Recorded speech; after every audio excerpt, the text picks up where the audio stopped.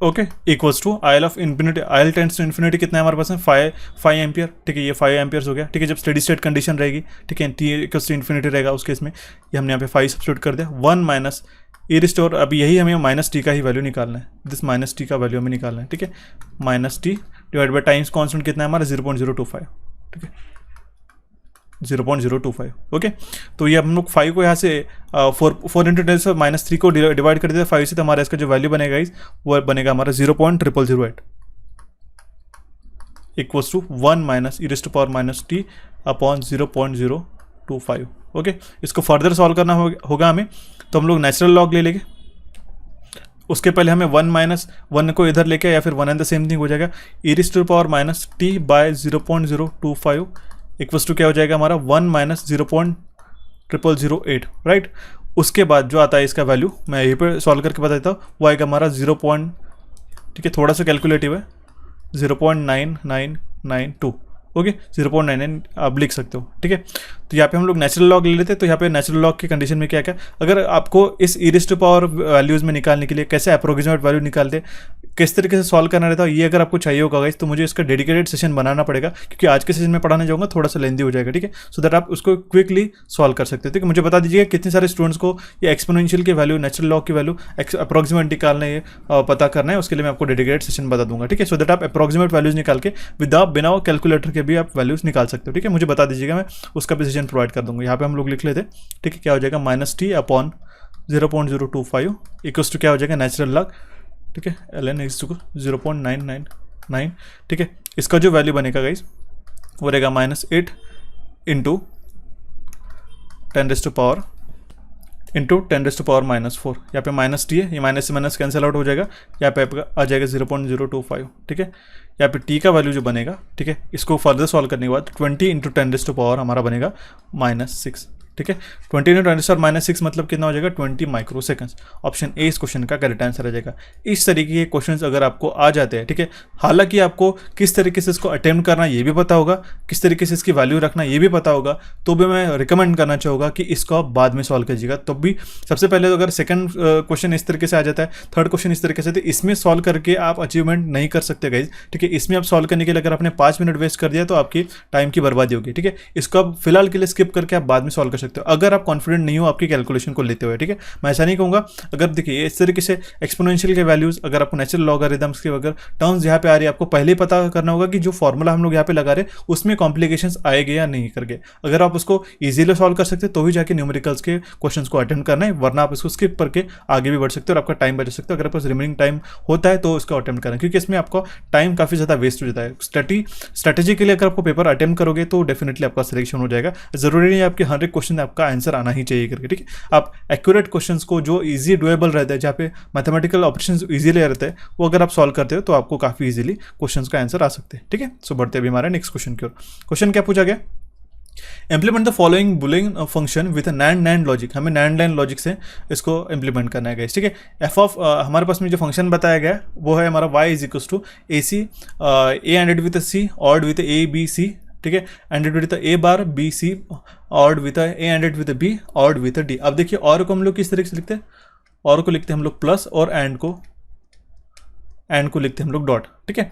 That means अगर हमने A B लिख लिया तो हमने क्या लिखा कि यहाँ पे डॉट है करके, सिग्निफिकेंटली हम लोग ऐसा कंसिडर कर सकते हैं। मल्टीप्लाई भी अगर हमने कंसिडर किया या फिर हमने अगर प्लस भी बोला तो आप समझ लीजिएगा कि हम लोग किसकी बात कर रहे हैं, और की बात कर रहे हैं, ठीक है। बुलियन लॉजिक का ये क्वेश्चन है।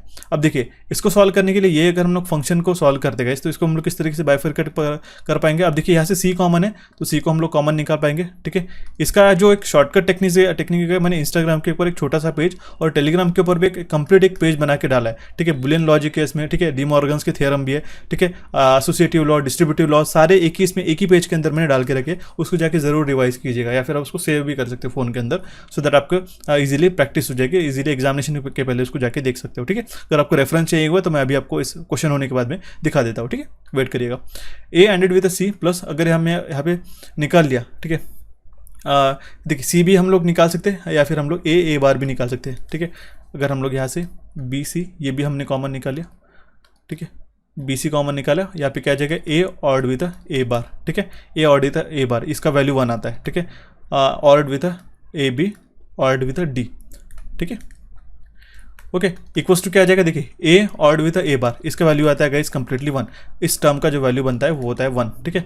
तो A C plus B C plus A B ORed with D, ठीक है, ये आ गया हमारा कंप्लीट फंक्शन, ठीक है।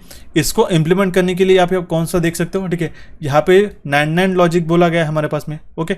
तो इसको हम लोग क्या करेंगे गाइस, इसको हम लोग नैंड लॉजिक में रिप्रेजेंट करने की कोशिश करेंगे, ठीक है। तो इसका जो फाइनल आंसर आएगा, हालांकि ये ऑप्शन सी इसका करेक्ट आंसर आ जाएगा, लेकिन मैं बता देता हूँ यहाँ पे भी एक हमारा नैंड लॉजिक में गेट आता है, ठीक है, और यहाँ पे डी कॉमन आ जाता है जो एग्जामिनेशन में उन्होंने मेंशन किया था इसका करेक्ट आंसर, ठीक है, सिंपल है। अब देखिए इसको भी हम लोग डायरेक्टली इंप्लीमेंट कर सकते हैं, ठीक है, अगर ये फंक्शन हो गया, ठीक है, या आउटपुट अगर हो गया हमारा फंक्शन का, तो हमें पूछा गया कि नैंड लॉजिक होना चाहिए इसमें, ठीक है। अब ये गेट देख सकते हो, नैंड गेट किस तरीके से होता है गाइस, ये हो गया हमारा एंड गेट और यहाँ पे हमने बबल लगा दिया तो ये हो गया था, ये हो जाता है हमारा नैंड गेट, ओके राइट। तो हमें नैंड लॉजिक में आपको यहाँ पे देख सकते हो, यहाँ पे प्लस है तो यहाँ पे और है गाइस, ठीक है। इसको हम लोग क्या ऐसे लिख सकते हैं क्या, देखो इस तरीके, इसको हम लोग ए एंडेड विद सी बार, ठीक है, ठीक है, इसको हम लोग इस तरीके से लिखते हैं B ANDed with C bar, ठीक है, multiplied by ANDed with A multiplied by B, ठीक है, उसी को लिख रहा हूँ आप देखिए, समझने की कोशिश कीजिएगा, एंडेड विद डी बार, ठीक है। ये हमने इसको बार लगा दिया, इसको हमने कंप्लीट अगर बार लगा दिया तो ये जो एक्सप्रेशन है, ठीक है, ये जो एक्सप्रेशन है गाइस, ठीक है, ये एक ही हो जाता है, ठीक है, ए सी था यहाँ पे, राइट, ठीक है, ये एक्सप्रेशन एक ही हो जाते हैं, this are one and the same thing, okay.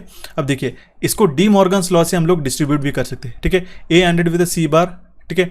अगर इसको हम लोग फर्दर सॉल्व कर लेते तो हमारा किस तरीके से आ जाएगा, ए एंडेड विद सी बार वोल बार और आ जाएगा, यहाँ पे एंड है इसलिए हमारा और आ जाएगा, B ANDed with C bar, ठीक है, इसको भी हम लोग बार लगा देंगे, ठीक है, ORed with A ended with B bar, इसको फिर से 2 बार लग जाएगा, ठीक है, ऑड विद डी बार 2 बार, अगर 2 बार से एक के ऊपर एक बार लगा के रखा है, ठीक है, तो वो हमारा एज इट इज वो वैल्यू हो जाती है, ठीक है। तो वो नॉट उसका जो है एक दूसरे को कैंसिल आउट हो जाते हैं 2 बार अगर उसके ऊपर आया तो, ठीक है। इसका जो फाइनल एक्सप्रेशन आएगा जो वही आएगा हमारा जो हमने रिप्रेजेंट किया, ठीक है, A ended with C ORed with B ANDed with C ORed with A ANDed with B, ठीक है, ऑड विथ डी, ठीक है। ये जो हमारा फाइनल एक्सप्रेशन है ये आप इसको ध्यान में रखिएगा, ठीक है। ये तो हमने निकाल लिया, प्रूफ कर दिया, तो मुझे बताइए इस एक्सप्रेशन को जो अभी हमने फाइनली यहाँ पे रब करके एक्सप्रेशन लिखा है, ठीक है, इसको हमने रिप्रेजेंट कर सकते हैं इस ऑप्शन सी से, करेक्ट। तो ये हमारा करेक्ट आंसर आ जाएगा ऑप्शन सी।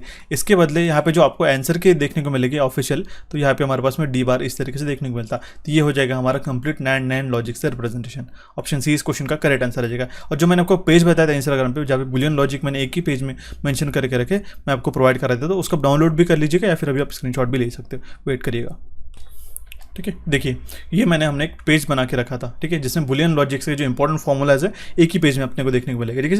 जैसे कि डी मॉर्गन्स थ्योरम हो गया, फर्स्ट थ्योरम और सेकंड थ्योरम हमें क्या बताता है, नॉट लॉज क्या हो गया, और laws, and laws, distributive laws, ठीक है, associative laws and commutative laws, ठीक है। ये काफ़ी इंपॉर्टेंट है और आपको क्विकली रिवाइज करने के लिए काफ़ी फायदेमंद रहेंगे, ठीक है। इस पेज को हमने एज अ फोटो के फॉर्म में हमारे टेलीग्राम चैनल के ऊपर अपलोड करके रखा है। इसको डाउनलोड करके आप आपके दोस्तों के साथ भी शेयर कर सकते हो। इंपॉर्टेंट है, आपके फ़ोन में रहेगा, आप टेलीग्राम चैनल को ज्वाइन करते हो तो उसमें आपको काफ़ी क्विकली रिविजन हो जाएगा उस केस में, ठीक है। सो बढ़ते अभी हमारे नेक्स्ट क्वेश्चन की ओर। क्वेश्चन क्या पूछा गया, the current between the nodes A and be in the given circuit is what, ठीक है। हमने क्वेश्चन कल आपको एज होमवर्क करके भी दिया था रैंडमली, ठीक है। तो ए और बी के नोड में, ठीक है, ये हो गया हमारा ए नोड और ये हो गया बी, इस केस में से करंट कितना फ्लो हो रहा है ये हमें क्वेश्चन में पूछा गया, ठीक है। सिंपल है, अगर केसीएल लगाते हैं इस नोड ए पे, ठीक है, तो हमारा वैल्यू कितना आ जाएगा, VA - 10 अपॉन, ठीक है, इसका रेजिस्टेंस कितना यहाँ पे 10 वोल्ट था, इसका रेजिस्टेंस इसके अक्रॉस में 3 plus VA divide by 1 ohms का रेजिस्टेंस है, प्लस VA माइनस ऑफ, देखिए अब इसकी पोजीशन क्या है, ठीक है, माइनस प्लस है तो यहाँ पे हम लोग -2 लिखेंगे, यहाँ पे गलती नहीं करना है, काफ़ी सारे स्टूडेंट इसमें मिस्टेक कर देते हैं। इज इक्वल्स टू क्या हो जाएगा 0। इसको फर्दर सॉल्व के लिए कर लीजिएगा, VA - 10 plus 3VA plus VA plus 2 divide bye हमारे पास क्या आ जाएगा 3, क्योंकि हमने एलसीएम निकाल लिया इसका, इसलिए यहाँ पे हमें 3 से मल्टीप्लाई कर दिया, जो हमने यहाँ पे मल्टीप्लाई किया इक्वल्स टू हो जाएगा 0, ठीक है। तो 5VA, ठीक है, ये VA plus 3VA 4VA plus VA will be 5VA, ठीक है, plus 2 minus 10 will be equals to 8, ठीक है, +2 -10 + 2 विल बी -8 और ये -8 यहाँ पे चला जाएगा। 3 इसको मल्टीप्लाई होने के बाद इसके वैल्यू भी 0 हो जाता है। 5 VA will be equals to यहाँ पे 8 आ जाएगा, तो VA का जो वैल्यू आएगा गाइज वो आएगा हमारा 1.6 वोल्ट, ओके। 1.6 वोल्ट इसका वैल्यू है, तो IAB will be what IAB will be equals to VA divide by RAB। Okay, VA divide by RAB इसका वैल्यू आ जाएगा IAB का। ओके, तो VA का वैल्यू कितना है हमारे पास में, ठीक है, वो हम लोग यहाँ पे सब्स्टिट्यूट कर देते हैं 1.6 डिवाइड बाय RAB के अक्रॉस में रेजिस्टेंस कितना है, 1 ओम का रेजिस्टेंस है, इसलिए इसका वैल्यू आ जाएगा 1.6 एम्पियर। काफ़ी सिंपल सा क्वेश्चन था, ऑप्शन सी इस क्वेश्चन का करेक्ट आंसर आ जाएगा। सो बढ़ते अभी हमारे नेक्स्ट क्वेश्चन की ओर। क्वेश्चन क्या है, in a gate turn off, ठीक है, the anode current begins to fall when a gate current equals to what, ठीक है, गेट टर्न ऑफ में एनोड करंट जो है वो कम होना शुरू हो जाता है जब हमारा गेट करंट कितना हो जाता है, जब हमारा gate current negative peak at T is equals to storage period TS होता है तब, ठीक है। तो ये आपको ध्यान में रखना होगा, ऑप्शन बी इस क्वेश्चन का करेक्ट आंसर आ जाएगा। ठीक है, ये जो टोटल हमारा टर्न ऑफ टाइम जो रहता है, ठीक है, वो 3 इसमें सब डिवाइडेड रहता है, ठीक है। सबसे पहला रहता है स्टोरेज पीरियड, फॉल पीरियड और हमारा टेल पीरियड भी रहता है इसमें, तो ठीक है, तो टोटल इन तीनों का टाइमिंग का एडिशन रहता है, ठीक है। तो in gate turn off the anode current begins to fall when the gate current is negative peak at T is equals to storage period TS। Okay, option B इस question का correct answer रहेगा। GTO के characteristics में आपको अच्छी तरीके से power electronics के सेशन में पढ़ा दूंगा गाइज, ये काफ़ी इंपॉर्टेंट है, उसमें से इस तरीके के क्वेश्चन बन सकते हैं, ठीक है। आप देख सकते हो कितने लेवल के क्वेश्चन उन्होंने पूछे थे, तो इसी के अकॉर्डिंगली आपको प्रिपरेशन करनी होगी। Next question is an encoder has a dash input lines and dash output line, ठीक है। एनकोडर में, ठीक है, एनकोडर में कितने इनपुट्स लाइन रहते हैं और कितने आउटपुट लाइन्स रहते हैं, एनकोड कर रहा है गाइस, ठीक है। तो इसमें हमारे पास में मल्टीपल लाइन्स रहेगी, सो दैट हमारे पास 2n इनपुट लाइन्स रहेगी, ठीक है, 2n इनपुट लाइन रहेगी और हमारा आउटपुट लाइन कितना रहेगा, n रहेगा, सिंपल एक।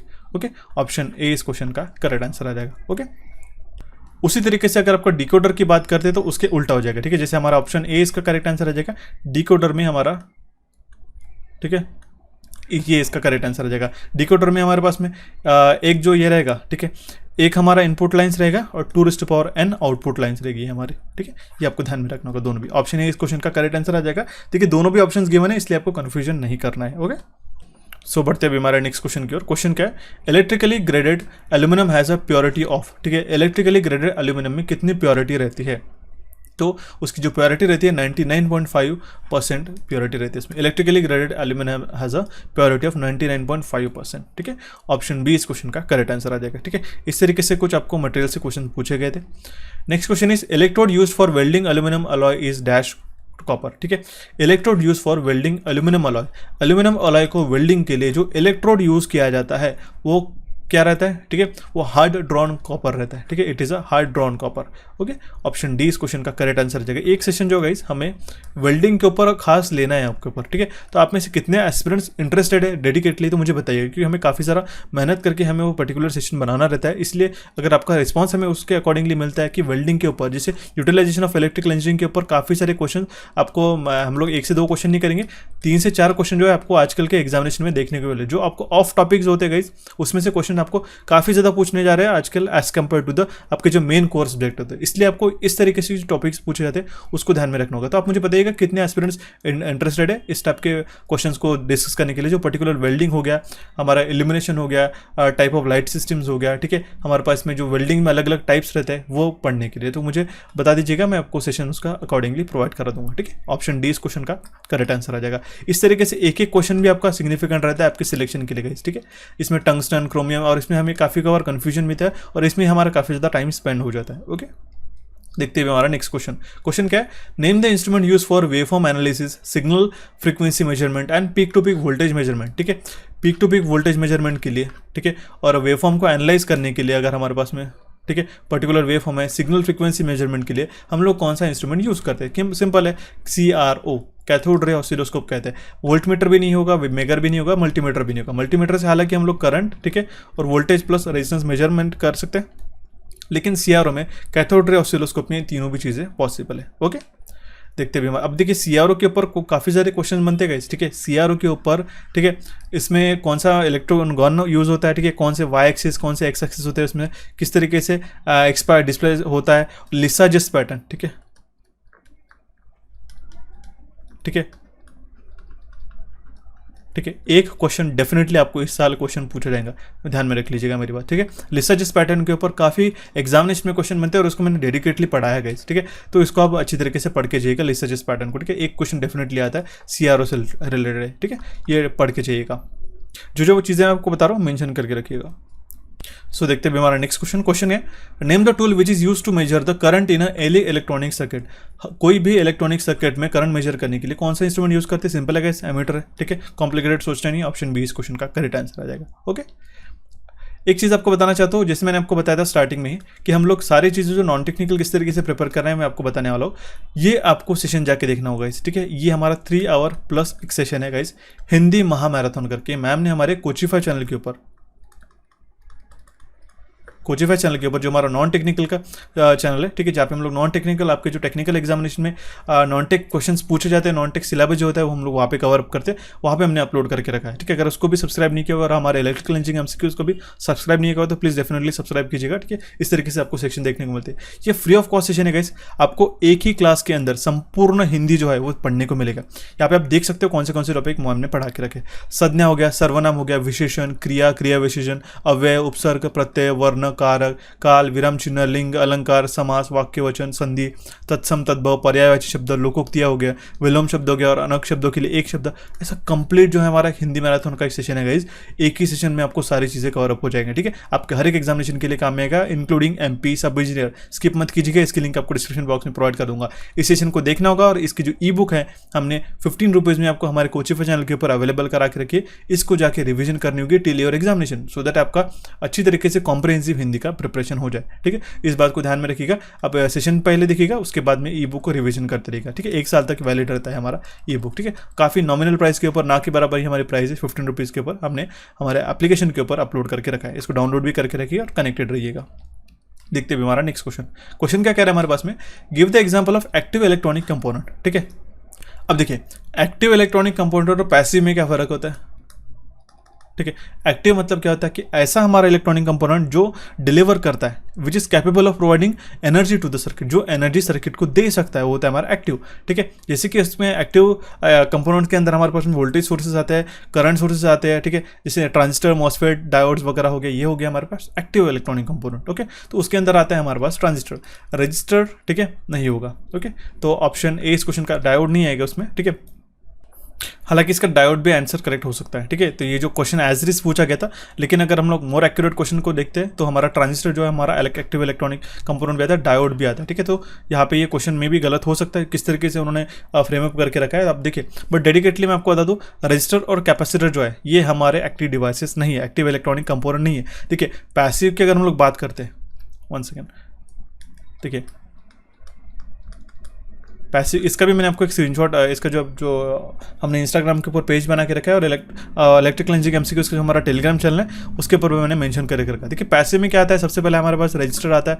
ठीक है, इंडक्टर हो गया, ठीक है, कैपेसिटर्स हो गया, ओके, स्विच हो गया हमारा। ठीक है, नॉर्मल जो स्विच हो गया, कोई भी स्विच हो, हालांकि वेरिएबल रेजिस्टेंस हो गया हमारा। ठीक है, और ट्रांसफार्मर, ये भी हमारा एक एक्टिव जो हमारा पैसिव इलेक्ट्रॉनिक कंपोनेंट के अंदर है। देखिए एक्टिव के अंदर क्या क्या इलेक्ट्रॉनिक कंपोनेंट आते हैं ये मैं आपको बता देता हूँ। सबसे पहले हो गया हमारा ट्रांजिस्टर। ठीक है, ट्रांजिस्टर हो गया, डायोड हो गया, ओके, एलईडी हो गया। ठीक है, एलईडी उसके अंदर आता है, हमारे पास में आईसीज आती है उसके अंदर। ठीक है, उसके बाद में 7 सेगमेंट डिस्प्लेज हो गया हमारा। ठीक है, और हमारे पास में बैटरी भी एक हमारा एक्टिव इलेक्ट्रॉनिक कंपोनेंट आता है। ठीक है, इस तरीके से बेसिक्स क्वेश्चन भी काफ़ी बार हमें कंफ्यूज करा के दे सकते हैं और हमें ऑप्शन भी देखना रहता है सिग्निफिकेंटली कि यहाँ पे डायोड भी हमारा एक एक्टिव इलेक्ट्रॉनिक कंपोनेंट हो जाएगा। ओके, तो आप ये ध्यान रख सकते हो, ऑप्शन ए इस क्वेश्चन का करेक्ट आंसर आ जाएगा। देखते हैं हमारा नेक्स्ट क्वेश्चन क्या है, in Colpitts oscillator C1 = C2 = C and L = 100 micro henry, the frequency of oscillation is 500 kilohertz, calculate C. हमें कैपेसिटेंस का ही वैल्यू क्वेश्चन में पूछा गया। ठीक है, देखिए अब इसमें हमें क्या क्या लगेगा, कॉलपिट ऑसिलेटर का हमें तो जो फ्रीक्वेंसी होता है आउटपुट सिग्नल का वो क्या होता है उसका फॉर्मूला लगेगा इस। ठीक है, दूसरी बात में हम लोग उसका जो सी कैपेसिटेंस की वैल्यू है उसमें से सी वैल्यू हमें फाइंड आउट करना है। अब हमें C1 और C2 का दोनों भी वैल्यू इक्वल बताया गया। ठीक है, तो हमें सी का वैल्यू पूछा गया। तो फ्रीक्वेंसी जो है एफ कैसे लिखते हैं, 1/2 √L सी इक्वेलेंट हम लोग लिख सकते हैं। ठीक है, तो सी इक्वेलेंट हम लोग किस तरह से निकालेंगे, सी इक्वेलेंट, ठीक है, C1 × C2 upon C1 + C2। ठीक है, तो इसका जो वैल्यू आएगा, ठीक है, सी इक्वेलेंट, ठीक है, वो हम लोग यहाँ पे सब्स्टिट्यूट कर देंगे और उसी से हम लोग सी का वैल्यू निकाल सकते हैं। ठीक है, अब देखिए क्योंकि हमारा C1 = C2 = C है, तो इस सी इक्वेलेंट का वैल्यू कितना आ जाएगा, C1 + ठीक है, C × C upon C1 + C which is 2C। ठीक है, विल बी इक्वल्स टू, ये एक सी से कैंसिल हो जाएगा, ये आ जाएगा हमारे पास c/2। ठीक है, इसको हम लोग इसमें वैल्यू सब्स्टिट्यूट कर देते हैं, 1 अपॉन यहाँ पे आ जाएगा 2 पाई। फ्रीक्वेंसी ऑफ ऑसिलेशन भी बताई गई है, हम लोग वो भी लिख लेते हैं साइड बाय साइड, 500 × 10⁻3। ठीक है, किलो हर्ट्ज, इसलिए हमने 10⁻3 किया। ठीक है, अंडर रूट ऑफ यहाँ पे क्या आ जाएगा एल का वैल्यू कितना है 100 × 10⁻6 माइक्रो है, इसलिए -6 से मल्टीप्लाई किया, मल्टीप्लाइड हम लोग क्या करेंगे c/2 से। ओके, तो इसको हम लोग फर्दर सॉल्व कर लेते हैं। तो हमारा इस 2 पाई को हम लोग गैस से मल्टीप्लाई करते हैं। ठीक है, 2 × 500 इक्वल्स टू 1000 × 10⁻3 इक्वल्स टू क्या हो जाएगा 1 upon 100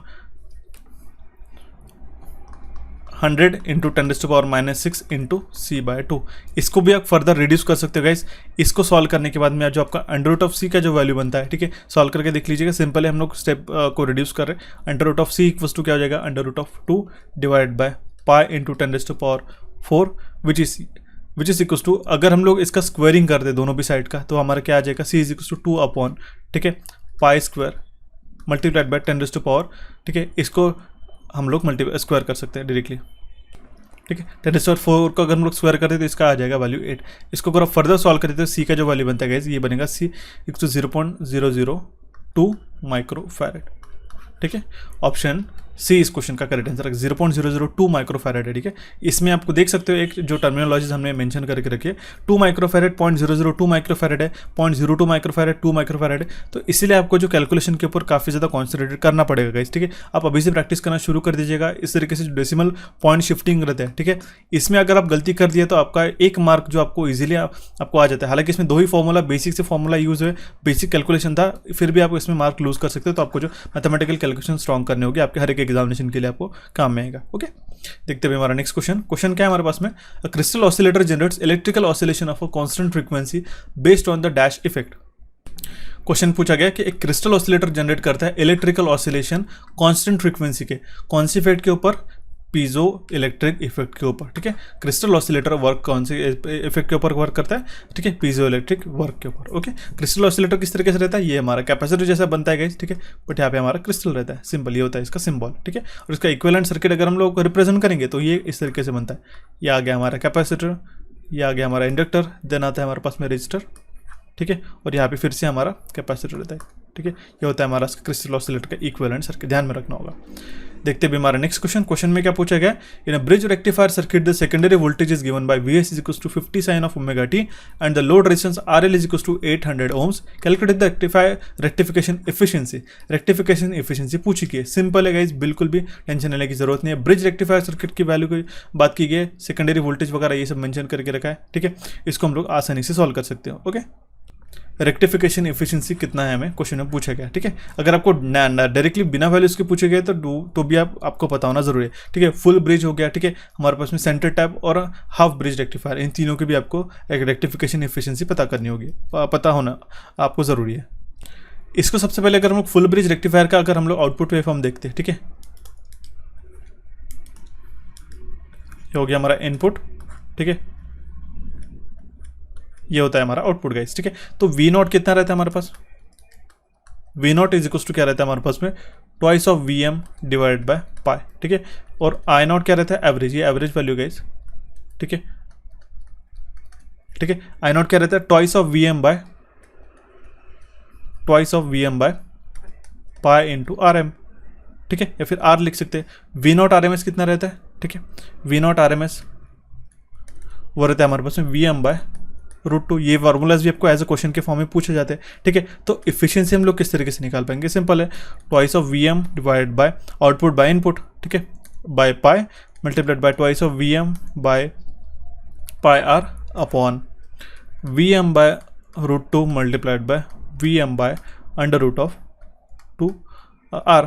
okay, multiplied by 100 percentage में इसका वैल्यू निकालना है। तो इसका जो वैल्यू बनता है 0.812 मल्टीप्लाइड बाय 100। ठीक है, दैट मीन्स 81.2% इसका एफिशिएंसी आ जाएगा। ऑप्शन ए इस क्वेश्चन का करेक्ट आंसर आ जाएगा। ठीक है, देखते हुए हमारा नेक्स्ट क्वेश्चन क्या पूछा गया। Identify the 4-bit micro processor from the following list. ठीक है, 4-bit माइक्रो प्रोसेसर की वैल्यू पूछी गई है इस लिस्ट में से। ठीक है, वो कौन सा है, इंटेल 4004 है गाइस। ठीक है, इंटेल 4004 जो एक हमारा 4-bit ऑफ माइक्रो प्रोसेसर है। अब देखिए मैं 1 by 1 सारी चीज़ें बताता हूँ। इंटेल 8085 ये कौन सा है हमारा, ठीक है, ये हमारा 8-bit है। ये हमारा 8 बिट माइक्रो प्रोसेसर है, ठीक है। 8086 कौन सा है, ये 16 बिट है, ठीक है, ये आपको बताना चाहिए। और ये 4004 कितना है, 4 बिट का है, ठीक है, ये आपको ध्यान में रखना होगा, इंपॉर्टेंट है, ओके। ऑप्शन सी इस क्वेश्चन का करेक्ट आंसर आ जाएगा। Next question is in a dash sequential circuit signals can affect the memory elements only at a distance discrete instant of time, ठीक है। हमारे सिंक्रोनस सिक्वेंशियल सर्किट में जो signal can affect the memory element only at a discrete instants of time. Synchronous sequential circuits के अंदर signal affect कर सकते हैं हमारे मेमोरी एलिमेंट को सिर्फ और सिर्फ डिस्क्रीट इंस्टेंट ऑफ टाइम के तहत ही कर सकते हो। ऑप्शन ए इस क्वेश्चन का करेक्ट आंसर, ठीक है। सिंपल सा क्वेश्चन था, कॉम्प्लिकेटेड आपको लग सकता है, ठीक है, लेकिन इसमें डिजिटल इलेक्ट्रॉनिक्स में काफ़ी ज़्यादा क्वेश्चन आपको पूछे गए, ओके, माइक्रो प्रोसेसर और डिजिटल इलेक्ट्रॉनिक्स में से, इस बात को आपको ध्यान में रखना होगा। नेक्स्ट क्वेश्चन इज, हालांकि इसके बाद का जो पेपर था गाइस वो थोड़ा हमें इजी लगा था as compare to this. In a 555 astable multivibrator R is equals to 22 kilo ohms, R B is equals to 39 kilo ohms, ठीक है, and C is equals to 0.01 microfarad. तो हमें विड्थ ऑफ पॉजिटिव पल्स इसमें value पूछेगी है, okay. तो हमें पूछा गया है width of calculate the width of positive pulse, ठीक है। तो सबसे पहले जो पल्स विड्थ रहती है अस्टेबल मल्टीवाइब्रेटर की वो हम लोग पता होना जरूरी है। टी इज इक्वल्स टू क्या होता है, T on plus T of, T on plus T of, okay. तो टी ऑन का वैल्यू क्या हो जाता है हमारा, टी ऑन का वैल्यू हो जाता है 0.693 multiplied by R A plus R B, ठीक है, मल्टीप्लाइड बाय सी, ठीक है, ये होता है हमारा टी ऑन का, okay. This one means T on. अब देखिए टी ऑफ क्या होता है, टी ऑफ होता है हमारे पास 0.693 आर बी इंटू सी, ओके। तो इसका जो टी का वैल्यू बनेगा वो हमारा फाइनल वैल्यू कितना बनेगा, 0.693 in bracket R A plus twice of R B multiplied by C, okay, multiplied by C. अब इसमें हम लोग वैल्यू सब्स्टिट्यूट करते हैं, जो हमारे पास में वैल्यूज गिवन है, कौन सी वैल्यूज है हमारे पास गिवन वो देख लेते हैं। आर ए का भी वैल्यू गिवन है, ठीक है, this R A is also given, R B is also given and C is also given. तो हम लोग टी का वैल्यू निकाल सकते हैं, ठीक है, दैट मीन्स हमें टी का भी वैल्यू निकाल सकते हैं, या फिर हम लोग जो हमारा पूछा गया calculator width of positive pulse, that means T on का वैल्यू हमें निकालना पड़ेगा, ठीक है। तो टी ऑन का वैल्यू, ये वैल्यू हम लोग निकाल सकते हैं, ये कितना हो जाएगा 0.693, आर ए कितना है हमारे पास गाइस, ठीक है 22, ठीक है, प्लस आर बी कितना है 2 इंटू 2 से मल्टीप्लाई नहीं करना पड़ेगा, ये देखिए ये ऊपर का फॉर्मूला हमें कंसिडर करना पड़ेगा। आर बी वैल्यू कितना है हमारे पास में 39, ठीक है, मल्टीप्लाई हमें 0.01 इससे मल्टीप्लाई करना पड़ेगा, ओके। तो ये इसको अगर हम लोग पर्टिकुलरली फर्दर सॉल्व कर लेते तो हमारा जो टी ऑन का वैल्यू बनता है 0.423 इंटू 10⁻³ बनता है, ये हो गया हमारा टी ऑन, ठीक है, जिसका हमारा वैल्यू बनेगा -3, तो 0.423 मिली सेकेंड्स। ऑप्शन डी इस क्वेश्चन का करेक्ट आंसर जाएगा। ये थोड़ा सा न्यूमेरिकल बेस्ड क्वेश्चन था, लेकिन आपको ये फॉर्मूलाज अगर आपको आते हैं, कैलकुलेशन अगर आप इजीली कर सकते हो तो आपको इस तरीके से क्वेश्चन का आंसर इजीली आप मार्क कर सकते हो गाइस, ठीक है। ऑप्शन डी इस क्वेश्चन का करेक्ट आंसर आ जाएगा। देखते हुए हमारा next question, determine the F max for the 4-bit synchronous counter if TPD for each flip flop is 50 nanoseconds and TPD for each AND gate is 20 nanoseconds, ठीक है। Maximum frequency n bit synchronous counter की कैसे बताई जाती है, F max is equal to क्या होता है 1/, ठीक है, एक small T T T, okay. तो देखिए टी क्या होता है, यह होता है हमारा टोटल टाइम, ओके गाइस। अब देखिए T which is equal to again T flip flop plus T G, okay. तो टी फ्लिप फ्लॉप का हमारे पास में वैल्यू कितना गिवन है 50 नैनोसेकंड, 50 नैनोसेकंड्स का वैल्यू बताया गया, ठीक है। और T G which is get का कितना बताया गया, ठीक है, वो हमारे पास गिवन है 20 नैनोसेकंड, ओके। तो हमारा टोटल टाइम कितना हो जाएगा, ठीक है, टोटल टाइम कितना आ जाएगा हमारे पास में 70 नैनोसेकंड, ठीक है, ये आ जाएगा हमारा टोटल टाइम, राइट, ये हमारा वैल्यू आ गया। अब देखिए एफ मैक्स क्या आ जाएगा, F max is equal to 1/70 nanosecond से, नैनो को हम लोग को नॉर्मल कन्वर्ट करना होगा तो हम लोग 10⁻⁹ से मल्टीप्लाई करते हैं, करेक्ट। तो इसका जो आ जाएगा वैल्यू 14.3 इंटू 10⁻⁶, ठीक है। 14.3 इंटू 10⁻⁶ मतलब क्या, 10⁻⁶ मतलब क्या आता है, ये होता है मेगा में, एम कैपिटल आ जाता है, तो हमारा वैल्यू आ जाएगा, इसका करेक्ट आंसर वो रहेगा हमारा ऑप्शन डी, ठीक है। 14.3 मेगाहर्ट्ज इस क्वेश्चन का करेक्ट आंसर आ जाएगा, ठीक है। बढ़ते अभी हमारे नेक्स्ट क्वेश्चन की ओर। क्वेश्चन क्या है, butt welding requires a voltage that ranges from, ठीक है, बट वेल्डिंग, अब देख सकते हो ये सेकंड क्वेश्चन है, मैंने आपको बताया था कि वेल्डिंग से क्वेश्चन पूछे गए, ठीक है। बट वेल्डिंग में जो वोल्टेज की रिक्वायरमेंट थी उसका रेंज क्या रहता है, वो रहता है 2 से लेके 8 वोल्ट ओनली, ठीक है। ऑप्शन ए इस क्वेश्चन का करेक्ट आंसर हो जाएगा। देखिए अब ये मुझे बताइए कि जो बट वेल्डिंग है किसके लिए सूटेबल होती है, ठीक है। ये जो सूटेबल होती है हमारे नॉन फेरस मटेरियल, ठीक है, उसके लिए हम लोग इंप्लीमेंट करते हैं इसको, ठीक है। और करंट, अब देखिए वोल्टेज का तो पूछ लिया, अगर आपको करंट का वैल्यू पूछा गया, ठीक है, वो भी आपको पता होना चाहिए, ठीक है। वो हमारा 50 एम्पियर से लेके सेवरल हंड्रेड्स ऑफ एम्पियर तक हमारा वो रेंज कर सकता है, ठीक है। जितना हमारा जो एरिया रहता है उसके ऊपर डिपेंड करता है, ठीक है। ऑप्शन ए इस क्वेश्चन का करेक्ट आंसर आ जाएगा। देखते भी हमारा next question, in 8-bit DAC digital to analog converter has a resolution of 20 millivolt / LSB, find out V naught if the input is 1 2 3 4 5 6 7 times 0 to the base 2, ठीक है। ये हमारा बाइनरी नंबर है। n बिट DAC के लिए जो हमारा V not रहता है, V नॉट वो कितना होता है, रिजोल्यूशन, ठीक है, resolution multiplied by binary equivalent of digital input, ठीक है, binary equivalent of digital input, okay. अब देखिए रिजोल्यूशन हम लोग किस तरीके से निकालते हैं, R इज इक्वल्स टू क्या हो जाएगा, V रेफरेंस अपॉन हमारा 2⁻n। तो रिजोल्यूशन हमारे पास ऑलरेडी बताया गया 20 मिलीवोल्ट पर LSB, तो हम लोग ये वैल्यू सब्स्टिट्यूट करते हैं, 1 2 3 4 5 6 7 टाइम्स 0, 2 3 4 5 6 7 टाइम्स 0, ठीक है, to the base 2 is equals to 1 into 2⁻7, ठीक है, which is equals to 128 volt हो जाएगा, ओके। तो हमारा जो V नॉट रहेगा, V नॉट कितना रहेगा, 20 इंटू, देखिए हमने क्या किया डायरेक्टली, ये जो है ना रिजोल्यूशन, ठीक है, इसको बता दिया। अगर इनपुट जो है, इनपुट हमारा कितना गया, हमें क्या पूछा गया, ठीक है, बाइनरी इक्विवेलेंट आउटपुट पूछा गया, ठीक है। फाइंड द V नॉट, हमारा मेन एम क्या था कि V नॉट हमें पता करना है। अगर हमारा इनपुट है, ठीक है, 1 7 टाइम्स 0, ठीक है, इसका हमें बाइनरी इक्विवेलेंट निकालना था, ठीक है। इसका हमें बाइनरी इक्विवेलेंट हम लोग किस तरीके से निकालते हैं, ठीक है, 1 इंटू, इसको हमने कन्वर्ट कर दिया 1 इंटू 2⁻7 विच इज़ 127 वोल्ट हो जाएगा, ओके। 2⁻7 वोल्ट मतलब ये होता है 128, ओके। तो हमने क्या कर दिया, रिजोल्यूशन का वैल्यू कितना है हमारा, ठीक है, रिजोल्यूशन का वैल्यू ऑलरेडी बताया गया 20 मिलीवोल्ट पर LSB, मल्टीप्लाई हम लोग करेंगे binary equivalent of digital input, ठीक है। तो binary equivalent of digital input कितना है, 128, ठीक है, 20 इंटू 128, इसका मल्टीप्लाइड बाय 2 करते हैं, ठीक है। देखिए इसको हमें 20 को मल्टीप्लाई करने के लिए मिली वोल्ट है गाइस, ठीक है। तो ये बात ध्यान में रखने की, जैसे हमने देखा 20 इंटू 10⁻⁻ हमें -3 से मल्टीप्लाई करना होगा, देन हमें 128 से मल्टीप्लाई करना होगा, नहीं तो हमारी वैल्यू गलत आ सकती है, ठीक है। मिली वोल्ट है, इस तरीके से आपको छोटी छोटी गलतियाँ नहीं करनी है, ठीक है। 20 इंटू 10⁻³ इंटू 128, इसका जो वैल्यू बनेगा 2.56 वोल्ट बनेगा, ठीक है। ऑप्शन सी इस क्वेश्चन का करेक्ट आंसर आ जाएगा, ओके।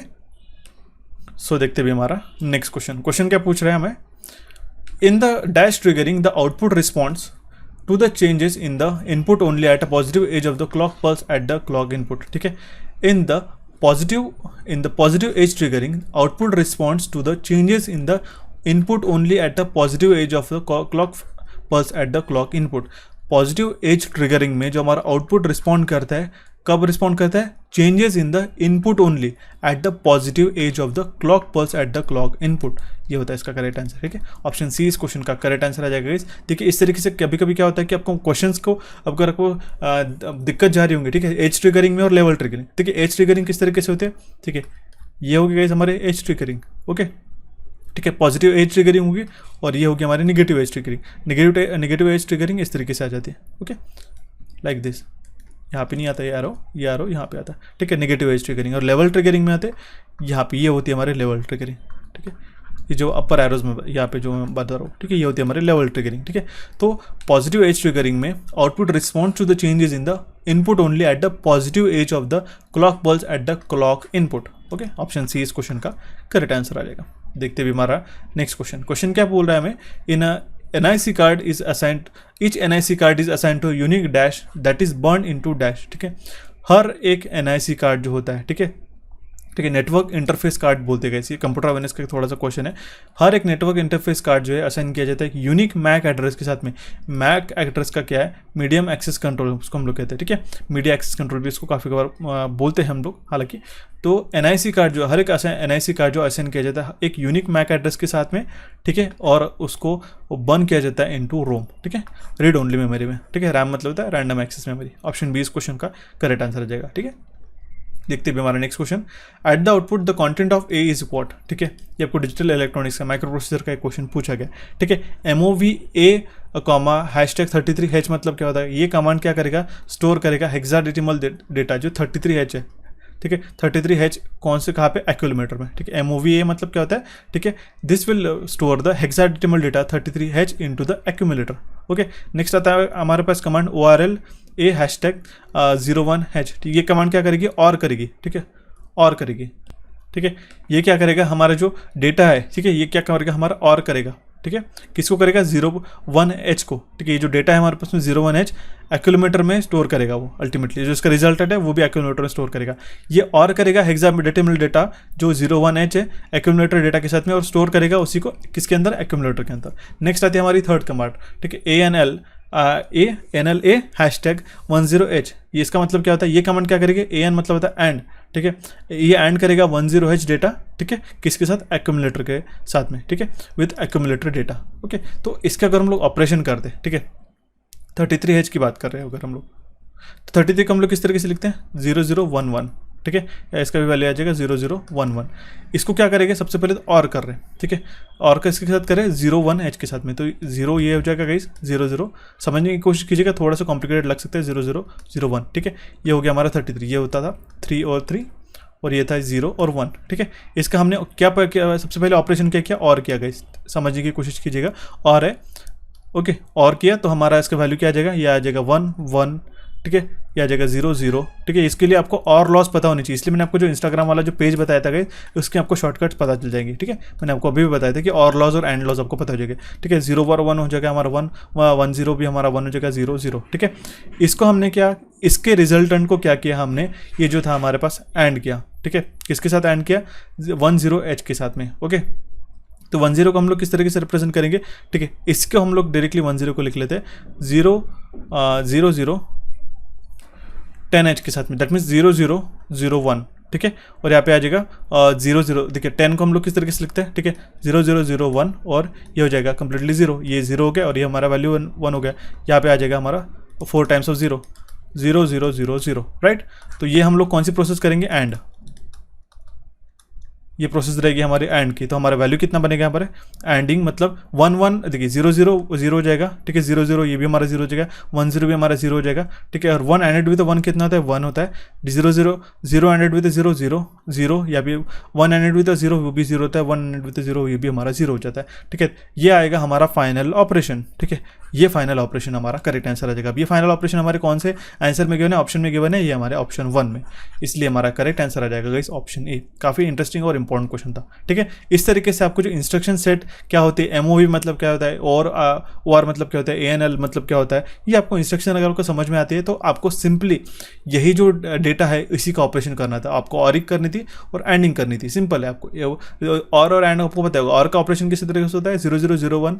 ठीक है, 1 0 1 1। ठीक है, 0 0 के लिए 0 होता है, 0 1 के लिए 1 होता है, और 1 0 के लिए भी 1 होता है, और 1 1 के लिए 1। सिमिलरली हमारा एंड का क्या रहता है, 0 0 0 1 1 0, और 1 1 के लिए हमारे पास में सिर्फ हमें जो आउटपुट मिलता है वो 1 के लिए 1 1 के लिए 1 मिलता है, बाकी कंडीशन के लिए 0 रहता है। तो ये बात आपको ध्यान में रखनी होगी गाइस। ठीक है, इसलिए इस क्वेश्चन का करेक्ट आंसर आ जाएगा ऑप्शन ए। बढ़ते अभी हमारे नेक्स्ट क्वेश्चन की ओर। क्वेश्चन क्या पूछा गया, take a glass rod, rub it with a silk and hang it from a long silk thread. Take another glass rod, rub it with a silk and hold it near to the rubbed end of the first rod. What happens to the rod? इसमें क्या होगा, ये repel करेंगे एक दूसरे के साथ में। ठीक है, ये एक दूसरे के साथ रिपेल करेंगे। सिंपल बेसिक का फिजिक्स का ये लॉ हो जाएगा, क्योंकि दोनों भी जो रॉड है वो पॉजिटिवली चार्ज रहेंगे इस केस में। ठीक है, और सिमिलर चार्जेस आपको पता है एक दूसरे को रिपेल करते हैं। ठीक है, रिपेल मतलब एक दूसरे को बाहर फेंकते हैं, लाइक दिस। ठीक है, अट्रैक्ट करना मतलब एक दूसरे को अट्रैक्ट करना, अपोजिट होते हैं तो अट्रैक्ट करते हैं। ऑप्शन ए इस क्वेश्चन का करेक्ट आंसर आ जाएगा। देखते हुए हमारा नेक्स्ट क्वेश्चन क्या पूछ रहा है हमें, when the both inputs of a latch are high the output is unpredictable, what is this condition is called। ठीक है, ये अगर हमारी कंडीशन पे हमारे पास में एक फ्लिप फ्लॉप लैच, जिसको हम लोग डिजिटल इलेक्ट्रॉनिक्स के हालांकि पार्ट है। ठीक है, ऐसा फ्लिप फ्लॉप की बात करते हैं, तो अगर हमारे पूछा गया है क्वेश्चन स्टेटमेंट से बताया गया, कंडीशन बताएगी हालांकि हमारे पास में, जब दोनों भी इनपुट जो है लैच के हाई है, ठीक है। तो हमारा आउटपुट जो है अनप्रेडिक्टेबल है, आउटपुट हमें नहीं पता, अनप्रेडिक्टेबल है, तो उस कंडीशन को हम लोग इंटरमीडिएट कंडीशन कहते हैं, ठीक है। उस कंडीशन को हम लोग इंटरमीडिएट करते हैं। अगर हम लोग एसआर फ्लिप की बात करते हैं तो ये 1-1 की कंडीशन में हमारा इंटरमीडिएट आता है, ठीक है। दैट मीन जब दोनों भी इनपुट जो है लैच के हाई रहते हैं तो वो आउटपुट जो है इनडिटर्मिनेट रहता है गाइस, ठीक है। ऑप्शन बी इस क्वेश्चन का करेक्ट आंसर आ जाता है, ठीक है। चाहे वो क्यू रह सकता है या फिर क्यू बार भी रह सकता है, okay. Next question is, a dash is a register capable of counting the number of clock pulses arriving at its clock input is what? Okay. So देखते हैं इसका करेक्ट आंसर क्या है। A counter is a register capable of counting the number of clock pulses arriving at its clock input, ठीक है। Counter क्या होता है? Counter is a resistor capable of counting the number of clock pulses arriving at it clock input, ये counting करता है, okay. Option C इस question का करेक्ट आंसर आ जाएगा। Next question is, a dash is a multiple input multiple output logic circuit which converts coded inputs into coded outputs where the input and output codes are different. एक क्या है हमारे पास में, decoder जो है एक मल्टीपल इनपुट और हमारा मल्टीपल आउटपुट लॉजिक सर्किट है जो कन्वर्ट करता है coded input into coded output, जहाँ पे हमारे पास में इनपुट और आउटपुट जो है वो डिफरेंट रहता है, तो उसको हम लोग कहते हैं डिकोडर गाइस, ठीक है। ऑप्शन ए इस क्वेश्चन का करेक्ट आंसर आ जाएगा, ओके। एनकोडर और डिकोडर से सिमिलरली 2 क्वेश्चन पूछे गए थे। स्टार्टिंग में एनकोडर के इनपुट और आउटपुट लाइन्स पूछे गए थे, अभी हमारे पास डिकोडर का स्टेटमेंट वाइज क्वेश्चन पूछा गया, ओके। देखते हैं हमारा नेक्स्ट क्वेश्चन क्या है, how much energy is required for refining gold. ठीक है, थोड़ा सा यूनिक क्वेश्चन है और डिफरेंट क्वेश्चन है। गोल्ड के रिफाइनिंग के लिए हमारे पास में कितनी एनर्जी रिक्वायर्ड रहती है, तो 300 से लेके 350 किलोवाट आवर पर टन हमारे पास में इसकी जो रिक्वायर्ड एनर्जी रहती है, ठीक है। ऑप्शन ए इस क्वेश्चन का करेक्ट आंसर आ जाएगा। देखते हुए हमारा नेक्स्ट क्वेश्चन क्या पूछा गया, how many times will the loop get executed in the following program. ठीक है, यहाँ पे हमारे पास में कितने बार लूप एग्जीक्यूट होगा इस प्रोग्राम के तहत हमें क्वेश्चन में पूछा गया है। सबसे पहले हमें इंस्ट्रक्शन समझनी पड़ेगी। इंस्ट्रक्शन क्या है, MOVCX,05H। ठीक है, ये हेक्साडेसिमल डेटा जो है, ठीक है 05H, ये क्या करेगा, लोड करेगा हमारे काउंटर रजिस्टर में, ठीक है। एंड ये हमारा कंटिन्यू करेगा to count the loop until हमारा आउटपुट जो है एक्यूमुलेटर का वो हमारा 05H नहीं होगा। ठीक है, नेक्स्ट हमारे पास में क्या कंडीशन है, MOVAL01H। अभी 01H जो है डेटा है, ठीक है, हेक्साडेसिमल 01H जो है वो लोड किया जाएगा किसमें, एक्यूमुलेटर में, ओके। नेक्स्ट कंडीशन में क्या है हमारे पास में, बैक। ठीक है, बैक कंडीशन में हमारे पास में ऐड AL, AL। ठीक है, ये जो कंटेंट रहेगा एक्यूमुलेटर का ये ऐड किया जाएगा एक्यूमुलेटर के अंदर। ठीक है, एक्यूमुलेटर का कंटेंट ऐड किया जाएगा एक्यूमुलेटर के अंदर। हमारे पास में लूप बैक, ये मतलब क्या होगा, ये कमांड कंटिन्यू करेगा लूप को till the output in the accumulator becomes equal to the data in the counter register. जितना हमारा आउटपुट है एक्यूमुलेटर का जो इक्वल नहीं हो जाएगा जितना काउंट रजिस्टर में रहेगा तब तक वो ही करेगा। दैट मीन्स ये हमारा कितने बार एग्जीक्यूट होगा, 5 बार एग्जीक्यूट होगा। ठीक है, 01 जो है, ठीक है, ऐसा कितने बार होगा, 5H करने के लिए 5 बार एग्जीक्यूट होगा। तो ऑप्शन सी इस क्वेश्चन का करेक्ट आंसर आएगा। इसीलिए हमारा जो लूप है वो एग्जीक्यूट करेगा 5 बार। ठीक है, 01H, 01H, 01H, 01H and 01H, okay. Option C इस क्वेश्चन का करेक्ट आंसर आ जाएगा। Next question is which layer in OSI model. अब देखिए ये इंपॉर्टेंट क्वेश्चन है गाइस। ये OSI मॉडल के मैं आपको जो है, हालांकि कंप्यूटर अवेयरनेस में मैं पढ़ाता हूँ, ठीक है, कंप्यूटर अवेयरनेस में मैंने पढ़ाया, काफ़ी अच्छी तरीके से पढ़ा के रखा है OSI मॉडल में। कितने हमारे पास में 7 लेयर्स रहती है, टॉप लेयर रहती है एप्लीकेशन लेयर सिस्टम, और सबसे लेयर रहती है जो बॉटम लेयर रहती है फिजिकल लेयर रहती है। ठीक है, उसके बाद में data link, network, transport, session, presentation and हमारा एप्लीकेशन लेयर रहती है, टॉप लेयर। ठीक है, तो ये OSI मॉडल होता है। ठीक है, ओपन सिस्टम इंटरकनेक्शन मॉडल बोलते हैं। तो क्वेश्चन में पूछा गया कि which layer in the OSI model provides the data transfer in the form of frames across the transmission link. तो डेटा लिंक लेयर, ठीक है, अगर आपको लेयर कौन सी लेयर है वो पर्टिकुलरली 1 से लेकर 7 के बीच में, तो वो भी आपको पता होना चाहिए कि डेटा लिंक लेयर रहती है वो हमारी सेकंड लेयर रहती है। ठीक है, तो ध्यान में रखना होगा। ऑप्शन ए इस क्वेश्चन का करेक्ट आंसर है। इसका मैं रिप्रेजेंटेशन भी आपको बता देता हूँ, 1 सेकेंड। तो ये होता है हमारा OSI रेफरेंस मॉडल और TCP/IP कॉन्सेप्चुअल लेयर। ये इसको आप ध्यान में मत रखिएगा, मैं आपको कंप्यूटर अवेयरनेस में इसका भी TCP/IP मॉडल क्या रहता है ये भी मैं आपको पढ़ा दूंगा। ठीक है, देखिए ध्यान में रखिएगा, OSI मॉडल के अंदर 7 लेयर्स रहती है। सबसे टॉप लेयर अगर आपको क्वेश्चन में पूछा गया तो रहेगी एप्लीकेशन लेयर, और बॉटम लेयर रहती है हमारे पास में फिजिकल। इसकी भी सिग्निफिकेंस डिटेल रहती है गाइस, ठीक है, वो भी आपको स्किप नहीं करना रहता है। ये भी मैंने आपको पढ़ा के रखा है हमारे कंप्यूटर अवेयरनेस के कोर्स में, उसको भी आप जाके ज्वाइन कर सकते हो और इंपॉर्टेंट है आपके इस एग्जामिनेशन के लिए भी पर्टिकुलरली। तो आपको 7 लेयर के अंदर क्या क्या इंपॉर्टेंस रहते हैं, इसकी क्या क्या सिग्निफिकेंस है, ये मैंने आपको पढ़ा के रखा है। फिलहाल इस क्वेश्चन का करेक्ट आंसर आ जाएगा, वो है हमारा option A, data link layer इसको हम लोग कहते हैं, ओके। देखते हैं हमारा नेक्स्ट क्वेश्चन क्या है, which instrument is use to measure the temperature above 1600 degree centigrade. 1600 degree centigrade के अबव हमारा टेम्परेचर मेजरमेंट के लिए हम लोग कौन सा इंस्ट्रूमेंट यूज करते हैं। अब ये टेम्परेचर काफ़ी हाई हो गया, इसके लिए मैंने आपको बताया था थर्मो इलेक्ट्रिक पायरोमीटर हम जो यूज़ करते हैं। ये नॉन कॉन्टैक्ट हमारा टेम्परेचर मेजरमेंट डिवाइस है, without touching that instrument, without touching that equipment, या फिर हम लोग सकते वो मोल्टन मटेरियल जो रहता है, ठीक है, काफ़ी हाई टेम्परेचर रहता है, ठीक है, red hot metals up to 3000 degree centigrade अब देख सकते हो काफ़ी 3000, ठीक है, 3000 डिग्री सेंटीग्रेड तक अगर मेजरमेंट करना है तो इसको हम लोग कॉन्टैक्ट के द्वारा मेजरमेंट नहीं कर पाएंगे, नहीं, क्योंकि वो जो हम लोग इंस्ट्रूमेंट इसके पास भी लेके जाते तो मेल्ट हो जाएगा, एज सिंपल एज दैट। तो हम लोग नॉन कॉन्टैक्ट थर्मोमीटर यूज़ करते हैं, जिसको हम लोग थर्मो इलेक्ट्रिक पायरोमीटर भी कहते हैं। ऑप्शन सी इस क्वेश्चन का करेक्ट आंसर आ जाएगा। ओके, नेक्स्ट मैं आपको स्लाइड में बताने जा रहा हूँ गाइस, कंप्यूटर एक्सप्रेस कोर्स जो है, ठीक है, एग्जामिनेशन के कुछ दिन पहले ही आपको 15 डेज में हमने इसको कंप्लीट किया था। ये एक हमने आपके लिए स्पेशली बना के रखा है, हमारे कोचिफाई चैनल के ऊपर अवेलेबल है गाइस, ठीक है। ये आपके एमपी सब इंजीनियर के एग्जामिनेशन के लिए काम में आएगा, ठीक है। 99 रुपीज़ में आपको 1 साल के वैलिडिटी के साथ में 11 टॉपिक्स, ठीक है, सारे कंप्यूटर के टॉपिक्स है, जो इसमें से एक भी आपको टॉपिक ऐसा नहीं कि आपको अलग से प्रिपेयर करना पड़ेगा। ईच एंड एवरीथिंग, चाहे वो बैंकिंग एग्जामिनेशन हो, चाहे वो एमपी सब इंजीनियर के एग्जामिनेशन हो, चाहे कोई भी आपकी जेईई लेवल के यूपीपीसीएल जेईई हो गया, बाकी एग्जामिनेशन है, उसके लिए आपको काम में आएगा। इंपॉर्टेंट लेटेस्ट आईबीपीएस के पैटर्न के अकॉर्डिंगली क्वेश्चन है, थ्योरी है, कॉन्टेंट है, ई बुक के साथ में। इसकी ई बुक भी आपको फ्री में हम लोग इसके अंदर आपको प्रोवाइड करा दे। सिर्फ 99 रुपीज़ का आपको अभी मिल जाएगा गाइस। इसमें आपको 400 रुपीज़ का ही हमारा कंप्लीट कोर्स है। अब मुझे बताइए, इसको आपको 99 रुपीज़ में लेने के लिए आपको कौन सा कूपन कोड लगाना है, ये भी मैं आपको बता देता हूँ। ये जो आपको पे बॉटम में दिखाई दे रहा होगा फ्लैट 80, इस कूपन कोड को लगा के आप डायरेक्टली 80% ऑफ ले सकते हो। 100 रुपीज़ का कोर्स है, आपको सिर्फ 99 रुपीज़ में with E book with all important topics explain अभी भी रेडी अवेलेबल है। आप जाके वॉच कर सकते हो सारे टॉपिक्स, ठीक है, और सारे इसकी थियोरी ई बुक्स भी, ठीक है। तो आपको डेफिनेटली मस्ट ये कोर्स है, आपको रिकमेंड करता होगा इस आपके एग्जामिनेशन के लिए 100% काम में आएगा। एक आपने देखा होगा हमारे पास एक प्रीवियसली मैंने आपको एक मैराथन भी हमारे कोचिफाई के अवेलेबल है, काफ़ी अच्छा रिस्पॉन्स है, 5 लाख के करीबन उसके व्यूज़ आ चुके हैं, वो भी आपको कंपलसरी है। लेकिन उसके बियॉन्ड भी अगर आपको डिटेल में जो बारीक से बारीक आपको 2022 के अकॉर्डिंगली 2023 के अकॉर्डिंगली जो क्वेश्चन पूछे जा सकते हैं, जो टेक्नोलॉजिकल एडवांसमेंट हो चुकी है हमारे कंप्यूटर में, ठीक है, कंप्यूटर अवेयरनेस में, वो भी हमने क्वेश्चन यहाँ पे कवर अप करके रखे। काफ़ी क्विकली आपका रिवीजन भी हो जाएगा और आपको ई बुक भी पढ़ने को मिलेंगे, ठीक है। ऐसा नहीं कि आपको ई बुक सेपरेटली परचेस करके रखा है। इसका भी आपको लिंक जो है, कोर्स का लिंक आपको डिस्क्रिप्शन बॉक्स में मिल जाएगा, या फिर आप इसको डायरेक्टली कोचिफाई चैनल को डाउनलोड, कोचिफाई के एप्लीकेशन को डाउनलोड करते हो, तो आप फ्लैट 50 इस कूपन कोड को लगा के भी आप ले सकते हो। इसके अंदर हालांकि जो टॉपिक है वो मैं आपको मेंशन करा देता हूँ,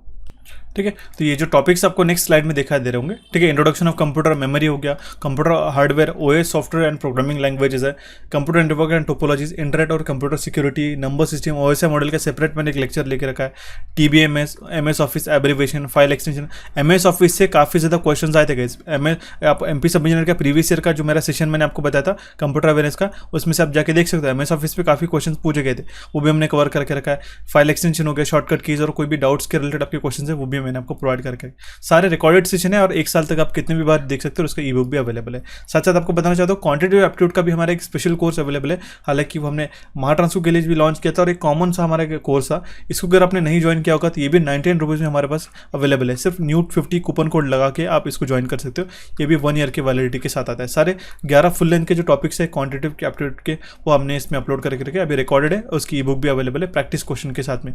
250 क्वेश्चन यहाँ से आपके बन जाएंगे, ठीक है। और इंपॉर्टेंट है आपके एमपी सब इंजीनियर के लिए भी, ये भी आपको ज्वाइन करना होगा। मैम ने काफ़ी अच्छी तरीके से आपको क्वांटिटेटिव एप्टीट्यूड जो है एनिमेशन के साथ, मेन इसका फोकस क्या है, एनिमेटेड है गाइस, ठीक है। ये सारे एनिमेटेड मतलब कि आपको जैसे कि बोट्स स्ट्रीम वगैरह हो गया तो आपको एनिमेशन के साथ समझ में आएगा, काफ़ी इजीली आपको अंडरस्टैंडेबल। ये हमारे कॉन्सेप्चुअल बेस्ड हमारे क्वांटिटेटिव एप्टीट्यूड का कोर्स है, इसको भी आप ज्वाइन करके रखिएगा। ये भी आपको एमपी सब इंजीनियर के लिए डेफिनेटली फायदेमंद रहने वाला है, ठीक है। इसका भी कूपन कोड यहाँ पे मेंशन करके रखा है। नॉन टेक्निकल के सारे कोर्सेज जो है आपको कोचिफाई के एप्लीकेशन के ऊपर मिल जाएंगे। अभी हम लोग हमारे नेक्स्ट क्वेश्चन को देखते हैं गाइस। क्वेश्चन क्या है, which one of the following material is likely to exhibit more conductive properties than insulating properties, ठीक है। इसमें से कौन सा मटेरियल जो है, ठीक है, कंडक्टिव प्रॉपर्टीज एग्जिबिट करेंगे, कि दैट मीन्स उसके अंदर कंडक्टिव प्रॉपर्टीज रहेंगी as compare to the insulating property. तो वो होता है हमारा वेट स्किन गाइस, ठीक है। देख सकते हो ग्लास, प्लास्टिक और रबर, ये हमारा एक प्योरेस्ट इंसुलेटिंग प्रॉपर्टीज। लेकिन आप देख सकते हो कि कभी भी आप रिकमेंड किया जाता है कि वेट स्किन के साथ में आपके जो बटन्स रहते हैं इलेक्ट्रॉनिक कंपोनेंट को, ठीक है, जहाँ पे हमारा एसी करंट वगैरह रहता है, ठीक है, जनरली 230 वोल्ट का, हम लोग उसको नहीं छू सकते, क्योंकि हमारे पास में जो रेजिस्टेंस है वो काफ़ी ड्रॉप हो जाता है और हमें शॉक लगने का, वहाँ पे करंट लगने का काफ़ी ज़्यादा चांसेस रहता है। तो वेट स्किन में हमारे पास में कंडक्टिव प्रॉपर्टीज बढ़ जाती है as compare to the insulating property, इसलिए इसका करेक्ट आंसर आ जाएगा ऑप्शन बी। थोड़ा सा कॉन्सेप्चुअल क्वेश्चन था, सिंपल है, ऑप्शन बी इस क्वेश्चन का करेक्ट आंसर आ जाएगा। Okay, next question is, if the register have a both shifts and parallel load capabilities, they are referred as dash. अगर हमारा शिफ्ट रजिस्टर में अगर हमारे रजिस्टर में शिफ्ट और पैरेलल लोड कैपेबिलिटीज है तो उसको हम लोग क्या कहते हैं, यूनिवर्सल शिफ्ट रजिस्टर गाइस। ठीक है, सिंपल है, ऑप्शन ए इस क्वेश्चन का करेक्ट आंसर आ जाएगा। ओके, इसमें हमारे पास में शिफ्ट और पैरेलल लोड कैपेबिलिटीज भी रहती है, इसलिए हम लोग उसको यूनिवर्सल शिफ्ट रजिस्टर कहते हैं। सिंपल सा क्वेश्चन था। नेक्स्ट क्वेश्चन हम लोग एक बार देख लेते हैं। The minimized sum of product expression for F of A comma B comma C comma D is equal to summation of M 0 1 5 6 7 8 9 with don't care E M summation of m 10 11 12 13 14 50 is what. Okay, ये question जो है मैं आपको as a homework के तरीके से दे रहा हूँ गाइस। ठीक है, इंपॉर्टेंट क्वेश्चन है, हालांकि हम लोग समझा सकते थे आपको, लेकिन मैं आपको इससे एक आपके जो प्रैक्टिस कराना चाहता हूँ कि आपको के मैप के ऊपर आपको, अगर आपको आंसर नहीं आता तो भी आपको चिंता मत कीजिएगा, मैं आपको टेलीग्राम पे इसका सॉल्यूशन प्रोवाइड करा दूंगा। ठीक है, बिल्कुल भी आप चिंता मत करने की जरूरत नहीं है। ठीक है, इसका 4 वेरिएबल के मैप के अकॉर्डिंगली इसका सॉल्यूशन का आंसर मुझे बताइएगा। ठीक है, हालांकि ऑप्शन सी इस क्वेश्चन का करेक्ट आंसर है, लेकिन आप मुझे कमेंट बॉक्स में कमेंट करके बताइएगा किस तरीके से हम लोग इसे सॉल्व कर सकते हैं, या फिर आप नहीं भी कमेंट किया तो भी चलेगा, आप खुद से इसकी प्रैक्टिस कीजिएगा। ठीक है, इंपॉर्टेंट है, अगर आपको नहीं आता है तो मुझे डेफिनेटली बताइएगा। के मैप को अच्छी तरीके से पढ़ लीजिएगा, अगर आप आज पॉसिबल हो सकता है आज पॉसिबल, अगर आज होता है तो आप डेफिनेटली इसको के मैप किस तरीके से सॉल्व करता है, किस तरीके से हमारे पास में ऑक्टेट बनते हैं, डबलेट बनते हैं, ठीक है, किस तरीके से रिड्यूस करना है हमें, ठीक है, ये आपको पता होना जरूरी है। ठीक है, तो ये 4 वेरिएबल के मैप जैसा बनेगा आपका। ठीक है, इसको सॉल्व करके आज प्रैक्टिस कीजिएगा इस क्वेश्चन को लेके। ठीक है, और इसके 2 वेरिएबल भी आप अच्छी तरीके से सॉल्व कर सकते हैं, 3 वेरिएबल हो गया। ओके, ऑप्शन सी इस क्वेश्चन का करेक्ट आंसर आ जाएगा। इस क्वेश्चन में आपको होमवर्क की तरह दे रहा हूँ। ठीक है, देखते हुए हमारा नेक्स्ट क्वेश्चन क्या है हमारे पास, the IC dash can be use as a 1 to 16 demultiplexer. ठीक है, 74 × 154 को हम लोग 1 to 16 डी मल्टीप्लेक्सर करके भी यूज कर सकते हैं। सिंपल सा क्वेश्चन है, ऑप्शन डी इस क्वेश्चन का करेक्ट आंसर आ जाएगा। ओके, 1 to 16 डी मल्टीप्लेक्सर बोला गया। Okay, next question is the effect of negative feedback is to increase the dash of a series voltage negative feedback amplifier by a factor of 1 plus AV beta। ठीक है, तो वो हमारा bandwidth है। the effect of negative feedback is to increase the bandwidth of a series voltage negative feedback amplifier by a factor of 1 plus AV beta। Okay, option B D इस question का correct answer आ जाएगा। Bandwidth जो है वो inversely proportional होती है हमारे पास में वोल्टेज गेन की, दैट मीन्स बैंडविड्थ जैसे इंक्रीज हो जाती है, मेंटेन करने के लिए हमारा गेन बैंडविड्थ प्रोडक्ट कांस्टेंट। ठीक है, तो एम्प्लीफिकेशन फैक्टर का ये हम लोग किस तरीके से रिप्रेजेंट करते हैं, AF इज इक्वल टू 1 नहीं आता है पे A/1 plus A बीटा आता है। ओके, तो ऑप्शन डी इस क्वेश्चन का करेक्ट आंसर आ जाएगा। Next question is the refractive index of ionosphere layer is. ठीक है, आयनोस्फीयर लेयर का रिफ्रैक्टिव इंडेक्स पूछा गया, तो इसका करेक्ट आंसर है ऑप्शन डी। ठीक है, and option D mu is equal to क्या होता है, √1 माइनस 81n।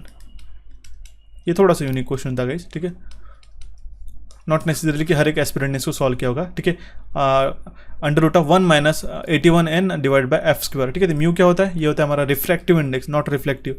n होता है इलेक्ट्रॉन डेंसिटी और f होता है हमारा यहाँ पे फ्रीक्वेंसी। ऑप्शन डी इस क्वेश्चन का करेक्ट आंसर आ जाएगा। और ये देखिए आयोनोस्फीयर कौन सी लेयर रहती है, टॉप मोस्ट लेयर रहती है, पता होना चाहिए।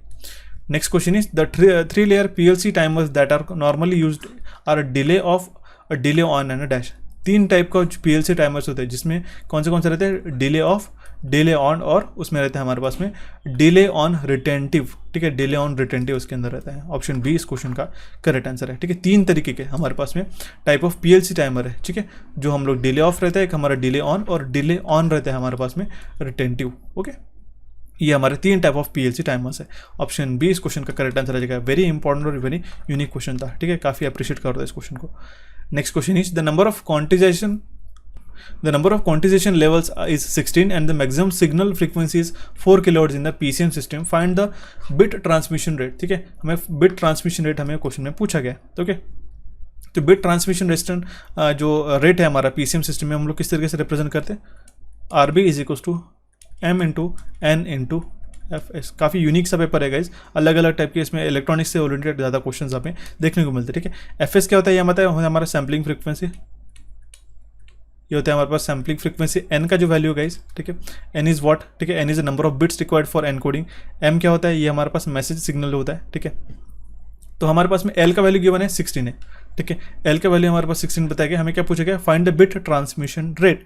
ठीक है, बिट ट्रांसमिशन रेट RB का वैल्यू हमें पूछा गया। अब देखिए l कितना है हमारे पास में, 16 है। ठीक है, that means 16 is equal to 2⁻n, तो n का वैल्यू कितना आ जाएगा हमारे पास 4। ठीक है, FM का वैल्यू कितना है गाइस, 4 kHz है। ठीक है, FM का वैल्यू हमारे पास में 4 किलोहर्ट्ज। ओके, तो FS का वैल्यू कितना आ जाएगा, ठीक है, ट्वाइस ऑफ FM होता है, ठीक है, तो FS का वैल्यू आ जाएगा हमारे पास 8 किलोहर्ट्ज, ठीक है, ट्वाइस ऑफ FM, ठीक है। FM का वैल्यू हमारे पास में 4 किलोहर्ट्ज यहाँ पे सब्स्टिट्यूट कर दिया, ठीक है। F का वैल्यू आ गया हमारे पास 8 किलोहर्ट्ज। M का जो वैल्यू बताया गया है, ठीक है, वो है हमारे पास 1। M का वैल्यू बताया गया 1, कि पूछा गया कि नंबर ऑफ मैसेज सिग्नल है, ठीक है, the number of quantisation level is 16 and the maximum signal frequency is 4 kilohertz in the PCM system, find the bit transmission rate, ठीक है। हम लोग M का वैल्यू यहाँ पे 1 सब्स्टिट्यूट करें तो इसका वैल्यू आ जाएगा 1 इंटू N का जो वैल्यू है यह आएगा हमारे 4 इंटू FS, सैम्पलिंग फ्रीक्वेंसी आई 8 इंटू फिर 8 4 जा 32 इंटू 1 32, ठीक है, 32 kbs इसका करेक्ट आंसर आ जाएगा। ओके, ऑप्शन डी इस क्वेश्चन का correct answer, not option C, ठीक है, MBS आ गया था बट लेकिन ऑप्शन डी इस क्वेश्चन का करेक्ट आंसर 32 kbs। ओके, देखते हैं अभी हमारा नेक्स्ट क्वेश्चन क्या है। क्वेश्चन काफी सिंपल है guys. The condition for symmetrical property of ABCD parameter for 2 port network, 2 port network के लिए कंडीशन ऑफ सिमेट्री की वैल्यू बताइए, ठीक है। उसके लिए क्या होता है, A is equal to D, simple है, ऑप्शन सी इस क्वेश्चन का करेक्ट आंसर आ जाएगा। A is equal to D, ये होता है हमारे पास कंडीशन ऑफ सिमेट्री। और कंडीशन ऑफ रेसिप्रोसिटी क्या होता है, AD minus BC is equal to 1, ये होती है कंडीशन ऑफ रेसिप्रोसिटी। और कंडीशन ऑफ सिमेट्री की वैल्यू बताएंगे तो A is equal to D होता है in terms of ABCD parameters. Okay, देखते हुए हमारा नेक्स्ट क्वेश्चन क्या है हमारे पास में, the condition of periodicity of a continuous time signal is what, ठीक है, the condition for periodicity of a continuous time signal is what, x of t is equal to, ये कंडीशन सिंपल है, statement के माध्यम से पूछा कि वो क्या होता है हमारा x of t plus t0। Okay, t plus t, तो ये होता है हमारे पास में condition for periodicity of a continuous signal. Option A इस क्वेश्चन का करेक्ट आंसर रहेगा। एक कंटिन्यूस टाइम सिग्नल जो है ये हमारा पीरियोडिक है, हम लोग कैसे पता कर पाएंगे, अगर वो रिपीट करता है after it's time period t0, ठीक है, अगर वो रिपीट करता है आफ्टर इट्स टाइम पीरियड, इसलिए हम लोग यहाँ पे ऐड करते हैं t0, ठीक है। अगर ये सेटिस्फाई करता है x of t is equals to x in bracket t plus t not, ठीक है, फॉर सारे t टाइम के लिए जहाँ पे हमारे पास में ये कंडीशन मेंशन करके रखते हैं, तो ये हम लोग उस सिग्नल को कहेंगे कि हमारा कंटिन्यूस टाइम सिग्नल है। ओके, ऑप्शन ए इस क्वेश्चन का करेक्ट आंसर है। सिग्नल्स एंड सिस्टम से भी एक क्वेश्चन अभी तक यहाँ पे हमें देखने को मिल रहा है, ऑप्शन ए इस क्वेश्चन का करेक्ट आंसर आ जाएगा। Next question is the condition for 8086 microprocessor to work as a multiprocessor system is, ठीक है, 8086 माइक्रो प्रोसेसर को मल्टी प्रोसेसर सिस्टम वर्क करने के लिए कौन सी कंडीशन होती है गाइस, ठीक है, वो होती है हमारे ऑप्शन सी, ठीक है, MN/M/X क्या होना चाहिए, वो लो होना चाहिए, ठीक है। 8086 माइक्रो प्रोसेसर से क्वेश्चन पूछेंगे, काफ़ी ज़्यादा इलेक्ट्रॉनिक्स से भी इसमें से क्वेश्चन आपको देखने को मिल सकता है। ओके, ऑप्शन सी इस क्वेश्चन का करेक्ट आंसर आ जाएगा। क्योंकि ये इलेक्ट्रिकल प्लस इलेक्ट्रॉनिक्स का ये हमारा कॉम्बिनेशन का पेपर था, इसलिए यहाँ पे इलेक्ट्रॉनिक्स के भी क्वेश्चन देखने को मिल रहे हैं, क्योंकि इसके जो 100 क्वेश्चन है वहाँ पे इलेक्ट्रिकल या फिर electronics and electronics engineering combined थी, इसलिए यहाँ पे हमें इलेक्ट्रॉनिक्स के भी क्वेश्चन देखने को मिल रहे हैं most of the time. Okay, next question is the efficiency of rectification of full wave rectifier. मैंने आपको अभी बताई थी guys, full wave, half wave, centre type की आपको एफिशिएंसी पता होनी चाहिए, ठीक है। तो ये एफिशिएंसी कितनी हो जाएगी हमारी, ठीक है, 8π², ठीक है, 8/π²।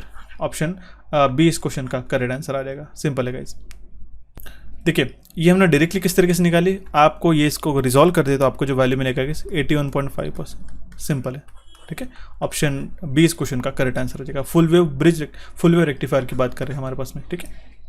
Next question is the 74XX175 is a dash which select 4 bit of a data from 2 source under the control of common select input, ठीक है। 74XX157 is a quad 2 input multiplexer जो सिलेक्ट करता है 4 bit of data from 2 sources under the control of common select input. Okay, option D इस question का correct answer है। Next question is the frequency of oscillation of UJT relaxation oscillator is dash if the time required to charge up the ramp rise time is a TS and the time required to discharge from a ramp rise time to minimum value is TD, ठीक है। The frequency of oscillation of a UJT relaxation oscillator is what, is equals to F is equals to 1/T plus TD, ठीक है। ये simple formula पूछा गया था, बाकी आपको सिर्फ स्टेटमेंट की उनकी एक्सप्लेनेशन बताई गई थी वो वैल्यूज की, ठीक है। जो हमारा UJT रिलैक्सेशन ऑसिलेटर रहता है उसका जो फ्रीक्वेंसी ऑफ ऑसिलेशन रहता है, ठीक है, ये आपको फॉर्मूला के माध्यम से पूछा गया था। ये इसका करेक्ट आंसर, ऑप्शन डी इस क्वेश्चन का करेक्ट आंसर है, ठीक है। TS क्या है बताया, ठीक है। TS जो रहता है हमारे पास में वो रहता है हमारे पास में चार्जिंग टाइम, और TD जो रहता है ये हमारा डिस्चार्जिंग टाइम है। सिंपल है। Next question is the basic equation of radiation is, ठीक है। बेसिक इक्वेशन क्या है रेडिएशन का, वो है हमारा IL = QV, ठीक है।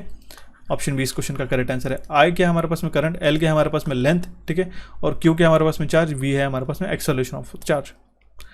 The cut off frequency of high pass filter, high pass filter की कट ऑफ फ्रीक्वेंसी क्या है, हमें क्वेश्चन में पूछा गया, ठीक है। ये हाई पास फिल्टर की जो कट ऑफ फ्रीक्वेंसी रहती है गाइस, ठीक है, वो होती है हमारे पास में 1/4π√ऑफ LC। ये होती है हमारे पास cut off frequency of high pass filter HPF।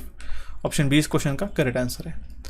In 8085 is a dash bit microcontroller, ठीक है। 8085 ये सिंपल सा क्वेश्चन है गाइस, ये एक 8 बिट माइक्रो कंट्रोलर है, 8051, ठीक है। इसमें इंटरनल रैम कितना रहता है, टोटल इंटरनल मेमोरी कितनी रहती है, कितने काउंटर है, कितने IO पिन्स है, ठीक है। जैसे IO पिन अगर हम लोग बात करें 32 IO पिन्स रहते हैं, ये आपको डेटा पता होना जरूरी है guys, okay. Next question is what does rectifier instrument indicates, ठीक है। रेक्टिफायर इंस्ट्रूमेंट क्या इंडिकेट करता है, एवरेज वैल्यू। ये मैंने उसी दिन आपको बताया था कि आपको 100% ऐसे क्वेश्चन बनेंगे करके, आप देख सकते हो क्वेश्चन पूछा भी गया था कि रेक्टिफायर इंस्ट्रूमेंट क्या इंडिकेट करता है, ठीक है, एवरेज वैल्यू। सो बढ़ते अभी हमारे नेक्स्ट क्वेश्चन की ओर। क्वेश्चन क्या है, which battery is used in electric power station. Electric power station के अंदर कौन सी बैटरी यूज की जाती है, ऐसा हमें क्वेश्चन में पूछा गया, ठीक है। इसका करेक्ट आंसर आ जाएगा हमारा lead acid. Lead acid battery जो है इलेक्ट्रिक पावर स्टेशन के अंदर यूज की जाती है, सिंपल है। ऑप्शन बी इस क्वेश्चन का करेक्ट आंसर आ जाएगा, ठीक है, क्योंकि ये कॉस्ट इफेक्टिव भी रहती है हमारे पास में, और इसका जो लाइफ साइकिल है काफ़ी लंबा रहता है, ठीक है। It has a longest life cycle, और ये काफ़ी इसके परफॉर्मेंस कैरेक्टरिस्टिक्स अच्छी रहती है, इसलिए हम लोग लीड एसिड जो है बैटरीज यूज करते हैं इलेक्ट्रिक पावर स्टेशन के अंदर। Next question is what is addressing mode of MOVB@RO इन 8051, ठीक है। इसका एड्रेसिंग मोड क्या है, ये हमारा इनडायरेक्ट है, इनडायरेक्ट एड्रेसिंग मोड है इसके अंदर, ओके। सो देखते हैं हमारा next question, what is the end point of a branch is called, ठीक है। एंड पॉइंट जो रहता है ब्रांच का, उसको हम लोग क्या कहते हैं, नोड, ठीक है। What is the end point of a branch is called as a node. आपको पता है नोड, ग्राफ, पाथ और ट्री किस तरीके से बनती है करके, सिंपल है गाइस। नोड जो रहता है हमारा एंड पॉइंट रहता है एक ब्रांच का, ठीक है। जैसे कि हमारे की हो गया ब्रांच का एंड पॉइंट इस तरीके से, ठीक है। ये हो गया हमारा नोड, ठीक है, ये भी हमारा एक नोड हो गया, ठीक है। एक ये हो गया हमारी कंप्लीटली ब्रांच, ठीक है, दो नोड्स के बीच में। ऑप्शन ए इस क्वेश्चन का करेक्ट आंसर आ जाएगा। Next question is name that transient which is produced when a circuit which is originally dead is energised, ठीक है। जब हमारा एक सर्किट जो ओरिजिनली डेड है और उसको अंदर हमने चार्ज करके जो ट्रांजिएंट प्रोड्यूस होता है, उसका नाम क्या है, उसको हम लोग कहते हैं इनिशिएशन ट्रांजिशन, ठीक है। इनिशिएशन ट्रांजिएंट, ठीक है। अगर हम लोग हमारा जो सर्किट है इनिशियली डेड है, ठीक है, उसको हम लोग एनर्जाइज किया तो कौन सा ट्रांजिएंट यहाँ पे प्रोड्यूस होगा, इनिशिएशन ट्रांजिशन। ऑप्शन डी इस क्वेश्चन का करेक्ट आंसर आ जाएगा। Next question is since resistance is independent of a frequency, आपको पता है जो रेजिस्टेंस है हमारा वो फ्रीक्वेंसी इंडिपेंडेंट है, तो वो रिप्रेजेंट किया जाता है by graphically a straight line इस तरीके से, ठीक है। ये इंडिपेंडेंट है फ्रीक्वेंसी के साथ, इसलिए इसका स्ट्रेट लाइन से हम लोग रिप्रेजेंट करते हैं, ठीक है। ये आई हो गया हमारा यहाँ पे करंट, और ये हो गया हमारा वोल्टेज, सिंपल लीनियर रहता है रेजिस्टर में। देखते हुए हमारा नेक्स्ट क्वेश्चन क्या है, which among the following forms of frame of a DC machine. DC machine के फ्रेम क्या फॉर्म करता है, वो है हमारा योक। ऑप्शन बी इस क्वेश्चन का करेक्ट आंसर आ जाएगा, yoke forms the frame of a DC machine, ठीक है। योक के अंदर सारी जो आउटर फ्रेम रहती है, ठीक है, जो हमारा आउटर फ्रेम रहता है उसी को हम लोग कहते हैं योक। और योक किससे बनाया जाता है, ये क्वेश्चन एग्जामिनेशन बनता है, मुझे बताइएगा। देखिए ये बनता है हमारा कास्ट आयरन से, ठीक है, या फिर स्टील से भी बनता है, ठीक, कास्ट या आयरन या फिर स्टील से, ओके। इसमें हमारे पास फील्ड वाइंडिंग, आर्मेचर कोर, जैसे आर्मेचर वाइंडिंग वगैरह किसके बनी जाती है, ब्रशेस काय के लिए यूज़ किया जाता है, ये भी आपको पता होना जरूरी है। एक क्वेश्चन यहाँ से एग्जामिनेशन में बनता है, ठीक है। Next question is which of the following does not relate to the duality of a theorem, ठीक है। इसमें से कौन सा ड्यूअलिटी ऑफ थ्योरम को रिलेट नहीं करता है, ठीक है, तो हमारा ऑप्शन बी ये इनकरेक्ट हो जाएगा, okay. Next question is which of the following statement is true for switch statement, ठीक है। Which of the following statement is true for switch statement, ठीक है। स्विच से रिलेटेड इसमें से कौन सा स्टेटमेंट करेक्ट है। It is mandatory to include at least one case of a switch block, correct incorrect हो जाएगा हमारा। It is optional to include a default case, ये इसका करेक्ट आंसर है। ऑप्शन बी इसका करेक्ट आंसर आ जाएगा, ठीक है। स्विच स्टेटमेंट जो है हमारा सी प्रोग्रामिंग में हम लोग यूज़ करते हैं, ठीक है, प्रोग्रामिंग लैंग्वेज के अंदर, इसका ये करेक्ट आंसर, ठीक है। थोड़ा सा कॉम्प्लिकेटेड क्वेश्चन है, इसको स्किप भी कर सकते हैं अगर आपको सी लैंग्वेज के अगर ऊपर आपको क्वेश्चन बनते हैं इस साल भी, ठीक है। अगर इलेक्ट्रॉनिक का जो क्वेश्चन है वो आपको ज़्यादा बनने को मिलते हैं, तो उसको कुछ क्वेश्चन को आप एक दो क्वेश्चन को स्किप भी कर सकते हो अगर इसमें आपको नहीं आ रहा होगा, तो गेस वर्क नहीं करना है, ओके। एक चीज़ आपको बताना चाहता हूँ गाइस, आपको नॉन टेक्निकल का जो जैसे जनरल नॉलेज हो गया, जनरल साइंस हो गया और जनरल अवेयरनेस हो गया, इसके लिए हमारे कंप्लीट जो ई बुक है आपको देखने को मिलेगा हमारे कोचिफाई के एप्लीकेशन के ऊपर। हमने इसका ई बुक जो है काफ़ी कॉम्प्रिहेंसिव बना के रखा है गाइस, इसका पार्ट 1 और पार्ट 2, ठीक है। ये सेशन जो हालांकि आपको फ्री ऑफ कॉस्ट यूट्यूब पर भी देखने को मिलेगा, बट ये जो हमारी फर्स्ट ई बुक है गाइस, ठीक है, इसके अंदर static GK, history, polity, geography, general science, art and culture, sports, सारी चीज़ें एक ई बुक में इंक्लूडेड है गाइस, ठीक है। ये आप जाके हमारे कोचिफाई के एप्लीकेशन के ऊपर परचेज कर सकते हैं। काफ़ी comprehensive non technical general awareness की ई बुक है, कलरफुल फॉर्म में आपको देखने को मिलेगी। और इसका जो सेकंड सेशन है कॉम्प्रिहेंसिव, आप इसको जाके भी देख सकते हो। काफ़ी इंपॉर्टेंट है, आपको ई बुक को गो थ्रू करना और अच्छी तरीके से पढ़ना, सारे एग्जामिनेशन के लिए काम में आने वाला है आपको ई बुक, ठीक है। 100% जाके ज्वाइन कीजिएगा नॉन टेक्निकल, इसको रीड कीजिएगा इस ई बुक को, ठीक है। ये भी हमारे कोचिफाई के ऊपर अवेलेबल है, ओके। कोई भी दिक्कत आती है कहीं पे भी तो मुझे डेफिनेटली बताइएगा। आपको ऐसा नहीं कि हमने सिर्फ एक एक पॉइंट मेंशन करके रखा है, इसका अगर आप इंडेक्स देखोगे, इसका जो फ्री जो एक आपको ई बुक है, इसका ट्रायल ई बुक जो है वो हमारे टेलीग्राम चैनल के ऊपर अवेलेबल है। इसको आप गो थ्रू कर लीजिएगा। आपको जो इंडेक्स के अंदर आपको टॉपिक पसंद आते हैं, ठीक है, कौन सी चीज़ें हमने इंक्लूड करके रखी है वो भी आपको डेमो में मिल जाएगी। इसके बाद आप इसको जाके डेफिनेटली रीड कर लीजिएगा। 100% आपका जो सिलेबस है वो कवर अप हो जाएगा, ठीक है। इसमें जनरल साइंस भी इंक्लूडेड है। 2-3 टॉपिक आपके जो नॉन टेक्निकल के जो 100 क्वेश्चन है ना गाइस, आपके जो आने वाले पेपर में MP सब इंजीनियर के लिए, वो इसमें से काफ़ी ज़्यादा कवर अप हो जाता है, ठीक है।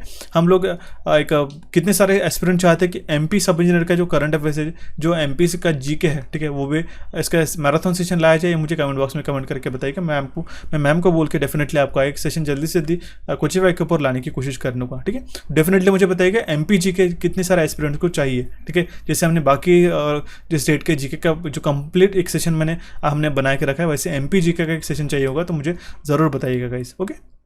वो भी मैं आपको प्रोवाइड करा दूंगा। फिलहाल इस ई बुक को आप गो थ्रू कर लीजिएगा तब तक के। एक चीज़ आपको बताना चाहता हूँ, दोनों भी एप्लीकेशन जो है हमारे, दोनों भी इलेक्ट्रिकल इंजीनियरिंग MCQs टेक्निकल के लिए और नॉन टेक्निकल के लिए कोचिफाई, ये आप गूगल प्ले स्टोर के ऊपर अवेलेबल है। इसको आप जाके गो थ्रू कर लीजिएगा, उसको आप डाउनलोड कर लीजिएगा। जो भी चीज़ें ई बुक्स है, कोर्सेज वगैरह रहते हैं, ठीक है, वो आपको free of cost e books भी यहाँ पे हमारे पास में अवेलेबल है। इसको आप पढ़ सकते हो दोनों भी एप्लीकेशन के ऊपर, ठीक है। यहाँ पे हमारा एक जो 4-in-1 स्पेशल कोर्स है, जहाँ पे हमने PLC के ऊपर अच्छी तरीके से ध्यान से पढ़ा है, ठीक है। JEE क्रैकर कोर्स है जिसमें हमारे पास ट्रांसमिशन एंड डिस्ट्रीब्यूशन भी है, सारे टेबल्स और चार्ट के साथ। ये आपको डेफिनेटली इस साल के लिए भी काम में आ सकते हैं, तो डाउनलोड कीजिएगा हमारे एप्लीकेशन, दोनों भी लिंक आपको मैंने प्रोवाइड करके रखी है। देखिए, देखते हुए हमारा एक नेक्स्ट क्वेश्चन क्या है हमारे पास, which short circuit is the most dangerous of all short circuit. सारे शॉर्ट सर्किट के अंदर सबसे डेंजरस शॉर्ट सर्किट वो रहता है हमारे पास में डेड शॉर्ट सर्किट, ठीक है। ऑप्शन ए इस क्वेश्चन का करेक्ट आंसर है। डेड शॉर्ट सर्किट मतलब क्या है, तीनों भी फेज कंडक्टर लाइव के साथ न्यूट्रल के साथ में शॉर्ट सर्किट हो जाना, कंप्लीटली पूरा सिस्टम ही शट डाउन हो जाता है इस केस में। ये होता है हमारे पास मोस्ट डेंजरस शॉर्ट सर्किट, ठीक है। सबसे कॉमन जो हमारे पास में आता है वो आता है हमारा LG fault, that means line to ground fault, सबसे कॉमन फॉल्ट हमें देखने को मिलता है, ओके। देखते हुए हमारा नेक्स्ट क्वेश्चन क्या कह रहा है हमारे पास में, the phase sequence indicator rotates clockwise for a phase sequence of RYB, ठीक है। RYB के तहत हमारा फेज सीक्वेंस क्लॉकवाइज रोटेट कर रहा है। If the phase sequence is change to BRY, ठीक, BRY, तो क्या इसका जो फेज सीक्वेंस है वो रोटेट होगा क्या, नहीं, ठीक है। ये भी क्लॉकवाइज ही रोटेट करेगा गाइस, क्योंकि आप देख सकते हो BRY, ठीक है। फिर से यहाँ पे क्या आएगा, B आएगा। दैट मीन्स आप ओरिजिनल जो फेज सीक्वेंस था ये चेंज हुआ क्या, नहीं हुआ गाइस, ठीक है। अगर हम लोग इसको RYB के बदले RBY लिखते हैं तो यहाँ पे फेज सीक्वेंस रिवर्स हो जाता है, ठीक है। लेकिन RYB, ठीक है, या फिर हम लोग YB, ठीक है, YBR ऐसा भी लिख सकते हैं, ठीक है, RYB, ठीक है। ये सीक्वेंस सेम ही हो जाएगा, चाहे वो RYB लिखो या चाहे फिर YBR लिखो, चाहे फिर BRY लिखो, ये तीनों भी फेज सीक्वेंस सेम हो जाएंगे, ठीक है।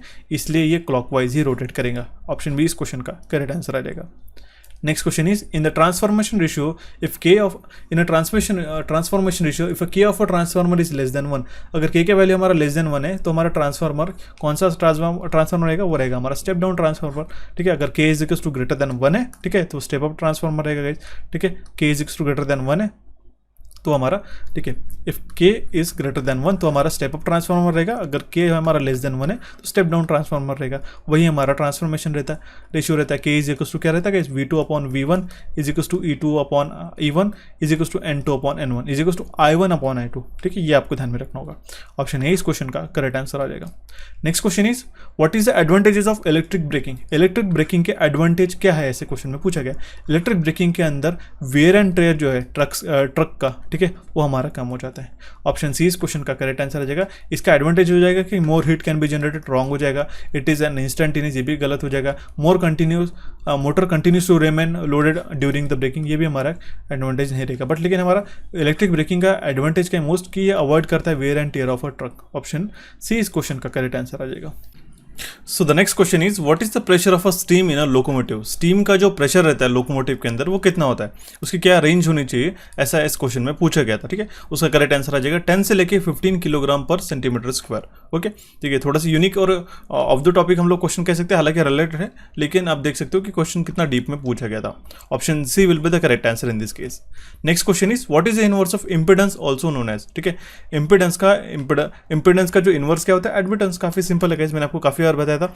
रिएक्टेंस का हमारा इनवर्स क्या होता है। ठीक है, एडमिटेंस का क्या होता है, ये हमें पता होना जरूरी है। ओके, जैसे आपको पता होगा गाइस, जो impedance is inversely proportional to the admittance. Impedance को हम लोग किससे रिप्रेजेंट करते हैं, जेड से। ठीक है, और एडमिटेंस को हम लोग रिप्रेजेंट करते हैं वाई से। ठीक है, next question is what is the main function of a fuse. Fuse का मेन फंक्शन क्या होता है। ठीक है, फ्यूज का मेन फंक्शन होता है टू प्रिवेंट एक्सेसिव करंट। ठीक है, एक्सेसिव करंट को सर्किट में फ्लो होने से रोकने के लिए हम लोग फ्यूज का इस्तेमाल करते हैं। ओके, सिंपल है, डायरेक्टली मेल्ट होता है वो, और एक्सेसिव करंट जो होता है एक प्रीडिटरमाइंड वैल्यू के ऊपर जाता है तो वो मेल्ट होकर सर्किट को ब्रेक कर देता है।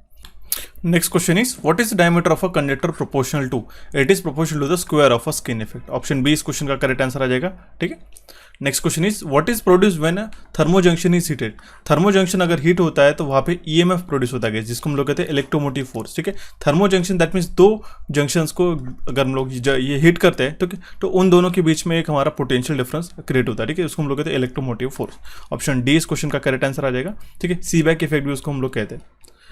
What do transformer acts as. ठीक है, ट्रांसफार्मर कैसे वर्क करते हैं। ठीक है, ट्रांसफार्मर हम लोग एज अ बूस्टर्स करके भी वर्क कर सकते हैं। ठीक है, ऑप्शन ए इस क्वेश्चन का करेक्ट आंसर आ जाएगा। Okay, next question is what does a digital multiplier consist of. ठीक है, सॉरी, डिजिटल मल्टीमीटर के अंदर क्या क्या होता है। ठीक है, उसके अंदर बेसिकली एक अल्टरनेटर रहता है। ठीक है, एडीसी रहता है, एक डिस्प्ले रहता है और रिकॉर्डिंग मैकेनिज्म रहता है। ठीक है, डिजिटल मल्टीमीटर कंसिस्ट ऑफ क्या बोला गया। ठीक है, तो ऑप्शन ये बी इस क्वेश्चन का करेक्ट आंसर आ जाएगा। ये सारी चीजें वहाँ पे रहता है। एडीसी रहता है जिसको हम लोग कहते हैं एनालॉग टू डिजिटल कन्वर्टर। एक अल्टरनेटर रहता है, ठीक है, जो हमारा पावर प्रोवाइड करता है मल्टीमीटर को। ठीक है, पर्टिकुलर इलेक्ट्रिकल क्वांटिटीज को मेजर करने के लिए डिस्प्ले रहता है और रिकॉर्डिंग मैकेनिज्म भी रहता है। Okay, next question is what does a high rating slip ring induction motor use.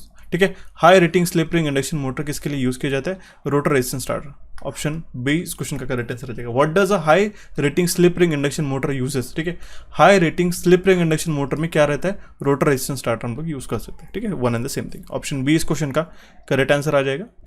Next question is what happens to the terminal voltage when an alternator is connected to an infinite bus bar and its excitation is gradually increased। अगर हमने एक alternator को connect किया एक infinite बस बार को और उसका एक्साइटेशन जो है हमने ग्रेजुअली इंक्रीज किया तो क्या इफेक्ट होगा उसका इफेक्ट कुछ भी नहीं रहेगा। जो टर्मिनल वोल्टेज जो रहेगा वो अनअल्टर्ड रहेगा। ऑप्शन बी इस क्वेश्चन का करेक्ट आंसर आ जाएगा। ठीक है, एक्साइटेशन अगर हम लोग चेंज करते तो उसके केवीए, ठीक है, आउटपुट को चेंज करता है। ठीक है, तो जो टर्मिनल वोल्टेज अनअल्टर्ड रहेगा। ठीक है, दैट मीन्स वो अनचेंज रहेगा। Next question is screwed conduit circuit are used for voltages. Screwed conduit circuit जो है हम लोग 250 से लेकर 600 वोल्ट के बीच में सर्किट के लिए यूज करते हैं। ऑप्शन बी इस क्वेश्चन का करेक्ट आंसर है। इसके बारे में हम लोग डिटेल जानकारी डिस्कस करेंगे। जो अलग अलग हमारे पास में वायरिंग्स रहती है, ठीक है, टीआरएस वायरिंग हो गया, कंड्यूट वायरिंग, एकलाइट वायरिंग वगैरह, वो भी हम लोग डिस्कस करेंगे। Next question is the correct syntax for initialization of a one dimensional array is what. ठीक है, एक सिंगल डायमेंशनल अरे का एक जो सिंटैक्स है, ठीक है, वो क्या होना चाहिए, वह इसका करेक्ट आंसर है नम in bracket 4 which is equals to curly bracket 1 2 3 4। ठीक है, सेमीकोलन, ये सेमीकोलन इंपॉर्टेंट है यहाँ पे। ओके, ऑप्शन ए इस क्वेश्चन का करेक्ट आंसर आ जाएगा। Next question is the transient voltage that appears across the circuit breaker at the instant of arc extension is known as. ऐसा ट्रांजिएंट वोल्टेज जो appear होता है सर्किट ब्रेकर के instant पे आर्क एक्सटेंशन के time पे, उसको हम लोग कहते हैं रिस्ट्राइकिंग वोल्टेज के। मैंने आपको बताया था कि हमारे ट्रांजिएंट हमारे जो सेशन है, ठीक है, ट्रांसफार्मर डिस्ट्रीब्यूशन का जो हमने एक पेड कोर्स डाल के रखा था, उसके अंदर हमने ये सारी चीज़ें बताई थी। ठीक है, उसमें हमने सर्किट ब्रेकर के जो कैरेक्टरिस्टिक्स रहती है, ठीक है, अलग अलग वोल्टेजेस रहते हैं, जैसे आर्क वोल्टेजेस हो गया, रिस्ट्राइकिंग वोल्टेज है, ट्रांजिएंट वोल्टेज है, ठीक है, और रिकवरी वोल्टेज, ये हमने डिटेल में वहाँ पे डिस्कस किया था। ठीक है, ट्रांसमिशन एंड डिस्ट्रीब्यूशन वाला पेड कोर्स में, तो वहाँ पे मैंने आपको बताया था एक डेफिनेशन से सारी चीज़ें कवर अप हो जाती है, ध्यान में रखना होगा। उसको हम लोग कहते हैं restriking voltage. Option B will be the correct answer in this case. Next question is the process of removing a bug from an algorithm is called as. उसको हम लोग कहते हैं डीबगिंग। सिंपल है, ठीक है, एक बग आता है, कुछ एरर आता है हमारे पास में ऑपरेशनल, तो उसको अगर हम लोग निकालते हैं तो उसको हम लोग कहते हैं डीबगिंग। ये आईटी रिलेटेड एक हमारा टर्म आ जाता है। Next question is the dash area in a transistor is considerably smaller than the collector area. ठीक है, इमिटर का जो एरिया रहता है, ठीक है, कलेक्टर एरिया से कंसिडरेबल कम रहता है गाइस। ठीक है, ध्यान में रखना होगा। ऑप्शन ए इस क्वेश्चन का करेक्ट आंसर है। ये हमारा जो एनपीएन ट्रांजिस्टर रहता है उससे रिलेटेड ये क्वेश्चन था। Next question is an average DC load current of a IDC of a full wave rectifier is given bye, ठीक है। जो IDC हम लोग बताते हैं, ठीक है, IDC एवरेज वो किस तरीके से रहता है, it is equal to 2 by pi. Okay, option D इस क्वेश्चन का करेक्ट आंसर है, सिंपल है। Next question is the dash is a part of a network that lies between 2 junction, उसको हम लोग कहते हैं ब्रांच। मैंने ये एक सेम चीज़ मैंने आपको पढ़ाई थी गाइस, ठीक है, 2 नोड के बीच में जो होता है उसको हम लोग कहते हैं ब्रांच, ठीक है। जब भी हमने इसके पहले का भी एक सेम क्वेश्चन किया था, ठीक है। Option B will be the correct answer in this case. Next question is CRO the source of emission of electronics, cathode ray tube के अंदर जो है, ठीक है, not a CRO particularly, cathode ray tube, CRT tube हम लोग कह रहे हैं। कैथोड रे ट्यूब के अंदर जो source of emission of electrons है वो क्या है, वो है हमारे पास में barium and strontium oxide coated cathode, ठीक है। ऑप्शन बी इस क्वेश्चन का करेक्ट आंसर आ जाएगा, ठीक है। CRT ट्यूब के बारे में हम लोग पढ़ने वाले, कैथोड रे ट्यूब के बारे में हम लोग डिस्कस करेंगे, ठीक है। इस तरीके से जो एक्सेप्शनल टॉपिक्स है ना वो आपको प्रिपेयर करना जरूरी है क्योंकि इसमें से क्वेश्चन काफ़ी बार बनते हैं हमारे। Next question is in an AC circuit breaker the arc current is what, ठीक है। AC सर्किट ब्रेकर के अंदर जो आर्क रहता है वो फेज इन फेज रहता है विद आर्क वोल्टेज। इंपॉर्टेंट है गाइस, ठीक है, कि ये कभी भी लैग और ये चीज़ हमें यहाँ पे देखने को नहीं मिलती। इन AC circuit breaker the arc current is in phase with the arc voltage. Option A will be the correct answer in this case. Next question is in a synchronous motor hunting is prevented by using, ठीक है। Synchronous motor में जो hunting होती है वो dampers के द्वारा prevent की जाती है। ओके, ऑप्शन ए इस क्वेश्चन का करेक्ट आंसर रहेगा, ठीक है। हंटिंग दैट मीन्स वो उसके कुछ इफेक्ट्स भी हमें देखने को मिलते हैं, जैसे कि हमारा लॉस ऑफ सिंक्रोनिज्म हो गया, ठीक है, वेरिएशन ला सकता है सप्लाई वोल्टेज में, ठीक है, अनडिजायरेबल हमारे पास लैम्प फ्लिकरिंग का भी इफेक्ट हमें देखने को मिलता है। तो ये इसको हम लोग डैम्पर के द्वारा इसको हम लोग रिड्यूस कर सकते हैं, ठीक है। Next question is to which class of instrument do tangent galvanometer and relay current balance belongs to, उसको हम लोग कहते हैं एब्सोल्यूट इंस्ट्रूमेंट गाइस, ठीक है। ऑप्शन बी इस क्वेश्चन का करेक्ट आंसर आ जाएगा। इसको मैंने आपको पढ़ाया था गाइस, 2 तरीके के मेजरमेंट इंस्ट्रूमेंट रहते हैं, हमारा एब्सोल्यूट रहता है जिसमें हमारे पास में टेंजेंट गैल्वेनोमीटर रहता है और रिले करंट बैलेंस रहता है, ठीक है। और सेकेंडरी में हमारे पास में सारे बाकी आ जाते हैं, जैसे इंडिकेटिंग हो गया, इंटीग्रेटिंग हो गया, रिकॉर्डिंग, ठीक है। इंडिकेटिंग में हमारे पास में एमीटर वोल्ट मीटर वगैरह आ गया, ठीक है। रिकॉर्डिंग में हमारे पास में एनर्जी मीटर वगैरह आ गया, तो ये सेकेंडरी इंस्ट्रूमेंट में आता है। लेकिन एब्सोल्यूट इंस्ट्रूमेंट में ये दोनों ध्यान में रखने का, tangent galvanometer and relay current balance, ठीक है। Option B will be the correct answer in this case. Next question is a 3-phase converter is used for a HVDC transmission system and it's operated from 3-phase 25 kilovolt supply. Thyristor each of 1600 volt 16 amperes are available. The forward leakage current difference of a device is 35 milliampere. The string efficiency can be assumed to be 85% and delta Qmax is equal to 25 microcoulomb. The number of devices to be connected in a series is what, ठीक है। String efficiency हमें पूछी गई series connected SCR की, वो हम लोग निकालते हैं। Efficiency eta is equal to VS upon, ठीक है, N into V multiplied by 100। Okay, VS हमारे पास में 25, ओके, और जो है हमारे पास में V है, ठीक है, ये हमारे पास में 1600, ठीक है। तो हम लोग 1.6 से ये निकाल सकते हैं। जो एफिशिएंसी है हमारे पास में 85% ऑलरेडी बताई गई है, तो हम लोग 0.85 यहाँ पे लिख लेंगे। N का वैल्यू हमारे पास में निकाला है, the number of devices to be connected in series ही बोला गया, मल्टीप्लाइड बाय हम लोग क्या करेंगे VS। यहाँ पे 25 है ना, तो यहाँ पे 25 क्या रिलेट करते हैं हमारे पास में 25 kV सप्लाई, तो इसलिए हम लोग जो 1600 वोल्ट ले रहे थे उसको भी 1.6 ही यहाँ पे लिखना पड़ेगा, ठीक है। जिससे N का जो वैल्यू है वो हमारा आ जाता है, ठीक है, अराउंड, ठीक है। इसका जो N का वैल्यू आता है अराउंड वो आता है हमारे पास 18, ठीक है। अब हम लोग 16 मार्क करें या फिर 26 मार्क करें, इसमें हमें कन्फ्यूजन हो सकता है। देखिए हम लोग 26 मार्क करेंगे क्योंकि हम लोग जितना करंट रिक्वायर्ड है उससे तो लेस कैपेबिलिटी वाला तो यूज़ नहीं करेंगे, राइट। तो हमारा ऑप्शन ये गलत हो जाएगा और option B will be the correct answer in this case. Okay, next question is dot data number DBFFH dot code MOVAL common number add AL 01H and and, ठीक है। इसका हमें आउटपुट निकालना था, ठीक है। इसको हम लोग जो है सेपरेट सेशन में डिस्कस करेंगे क्योंकि काफ़ी इंपॉर्टेंट है। इसके रिलेटेड आपको और भी कॉन्सेप्ट सीखने पड़ेंगे क्योंकि आपको कुछ जो आपके इंस्ट्रक्शंस रहते हैं आपको समझाना पड़ेगा। तो ये डेफिनेटली क्वेश्चन को आपको मैं कवर करा दूंगा विद अदर एक्सप्लेनेशन, क्योंकि अगर आपको इस साल भी क्वेश्चन बनते हैं तो आपको मैं डेफिनेटली ट्राई करूँगा कि मैक्सिमम इस तरीके के जो क्वेश्चन बनते हैं एग्जामिनेशन में जहाँ पे हमें आउटपुट देखने को मिलता है, अगर हमारे पास सेट ऑफ कमांड्स पूछे गए तो वो हम लोग डिस्कस करेंगे, ठीक है। ये इंपॉर्टेंट है, मार्क करके रखिएगा, ठीक है। और अगर हम लोग ये सेशन में भूल जाते हैं तो प्लीज़ मुझे रिमाइंड करिएगा, हम लोग नेक्स्ट इसमें डेफिनेटली कवर करेंगे, ठीक है। इसको हम लोग डिटेल में पढ़ेंगे क्योंकि हमें इसके लिए अराउंड 30 से 40 मिनट्स का हमारा एक सेशन सेपरेटली लगेगा, ठीक है। हालांकि हम लोग आपको आंसर भी आपको अभी बता सकता हूँ उसको किस तरीके से एक्सप्लेनेशन आता है, लेकिन वो आपके दिमाग के बाहर चला जाएगा पर्टिकुलरली अभी इस पॉइंट पर टाइम से, ठीक है, क्योंकि हमें काफ़ी सारे और भी क्वेश्चंस को डिस्कस करना है। नेक्स्ट क्वेश्चन इस एक हमारे पास में रजिस्टर्ड है, बताया गया कि येलो वॉयलेट ऑरेंज गोल्ड, ठीक है, तो उसका रेजिस्टेंस का वैल्यू कितना रहेगा। इसके लिए भी मैंने आपको शॉर्ट टेक्निक बताई है, ठीक है, शॉर्टकट हमारे इंस्टाग्राम पेज के ऊपर किस तरीके से आप मल्टीपल वेज है गाइस हम लोग पता कर सकते हैं। यहाँ पे येलो है, ठीक है, सबसे पहले जो कलर है येलो, ठीक है, तो येलो कलर का जो ये है नंबर है वो कितना रहेगा, 4 रहेगा, ठीक है। फिर आता है हमारे पास में वॉयलेट, ठीक है, वॉयलेट का जो वैल्यू है वो है हमारे पास में 47, ठीक है, तो 47 और ऑरेंज क्या रिप्रेजेंट करता है गाइस, ठीक है, ऑरेंज रिप्रेजेंट करता है 10⁻3, ठीक है, 10⁻3 47 into 10⁻3 that means 47 kilo ohms, ठीक है, 47 किलो ओम। तो हमारे पास रेजिस्टेंस आ गया हमारे पास में दो ऑप्शन में, ठीक है। अभी हमें हमारे पास टॉलरेंस पता करना है, जो हम लोग गोल्ड सिल्वर से पता करते हैं। गोल्ड है अगर हमारे पास तो +-5% जिसका टॉलरेंस रह जाएगा। Option A will be incorrect and option B will be the option D इस क्वेश्चन का करेक्ट आंसर रह जाएगा, ठीक है। यहाँ पे हमारे पास थर्ड ऑप्शन भी था, ओके, 47 के लिए यहाँ पे सिर्फ ओम्स है, यहाँ पे हमारा ऑप्शन बी गलत आ जाएगा, हमारा ऑप्शन डी इस क्वेश्चन का करेक्ट आंसर हो जाएगा, ठीक है। यहाँ पे हमने किलो नहीं देखा, ठीक है, आप देख सकते हो किलो ओम्स, ठीक है। इस तरीके से आपको इजीली इक्वल वैल्यूज देखने को मिल सकते हैं और हम लोग जल्दबाजी में इस तरीके से मिस्टेक्स भी करके आ सकते हैं, ठीक है। इसको काफ़ी सिंपल है गाइस, रेजिस्टेंस के कलर कोड निकालना अलग अलग टेक्निक से, उससे आप सीख सकते हो। देखिए पहला डिजिट जो रहता है, पहला कलर हमारा एक फर्स्ट डिजिट आता है, सेकंड डिजिट आता है, फिर सेकंड कलर, थर्ड जो कलर रहता है वो हमारे पास मल्टीप्लायर बताता है पावर, और लास्ट जो कलर कोडिंग रहता है वो रहता है हमारे पास में उसका टॉलरेंस वैल्यू, ठीक है। Next question is a Zener resistance of a Zener diode which exhibits a 50 millivolt change in a VZ for a 2.5 milliampere change in a IZ is what, ठीक है। क्वेश्चन में क्या पूछा गया है, एक हमारे पास में Zener डायोड है, ठीक है। Zener डायोड का सिंबल आपको कुछ इस तरीके से पता ही होगा, ओके गाइस, ठीक है। ये होता है Zener डायोड का सिंबल। VZ का वैल्यू है हमारे पास में 50 मिलीवोल्ट और IZ का भी बताया गया है, वो है हमारे पास 2.5 मिली एम्पियर्स, ओके।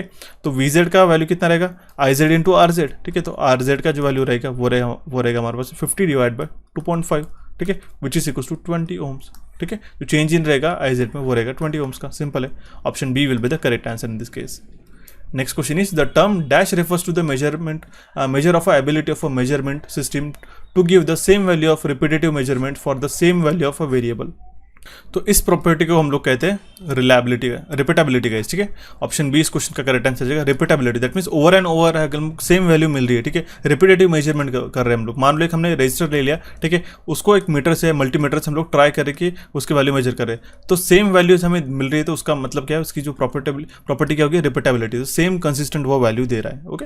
ऑप्शन बी इस क्वेश्चन का करेक्ट आंसर आ जाएगा। सिंपल सी प्रॉपर्टीज है, stability, sensitivity, repeatability and reliability, ठीक है। रिलायबिलिटी दैट मीन्स कितना रिलायबल है, रिपीटेबिलिटी और रिलायबिलिटी में काफ़ी ज़मीन आसमान का अंतर है, ओके, ये बात आपको ध्यान में रखना होगा।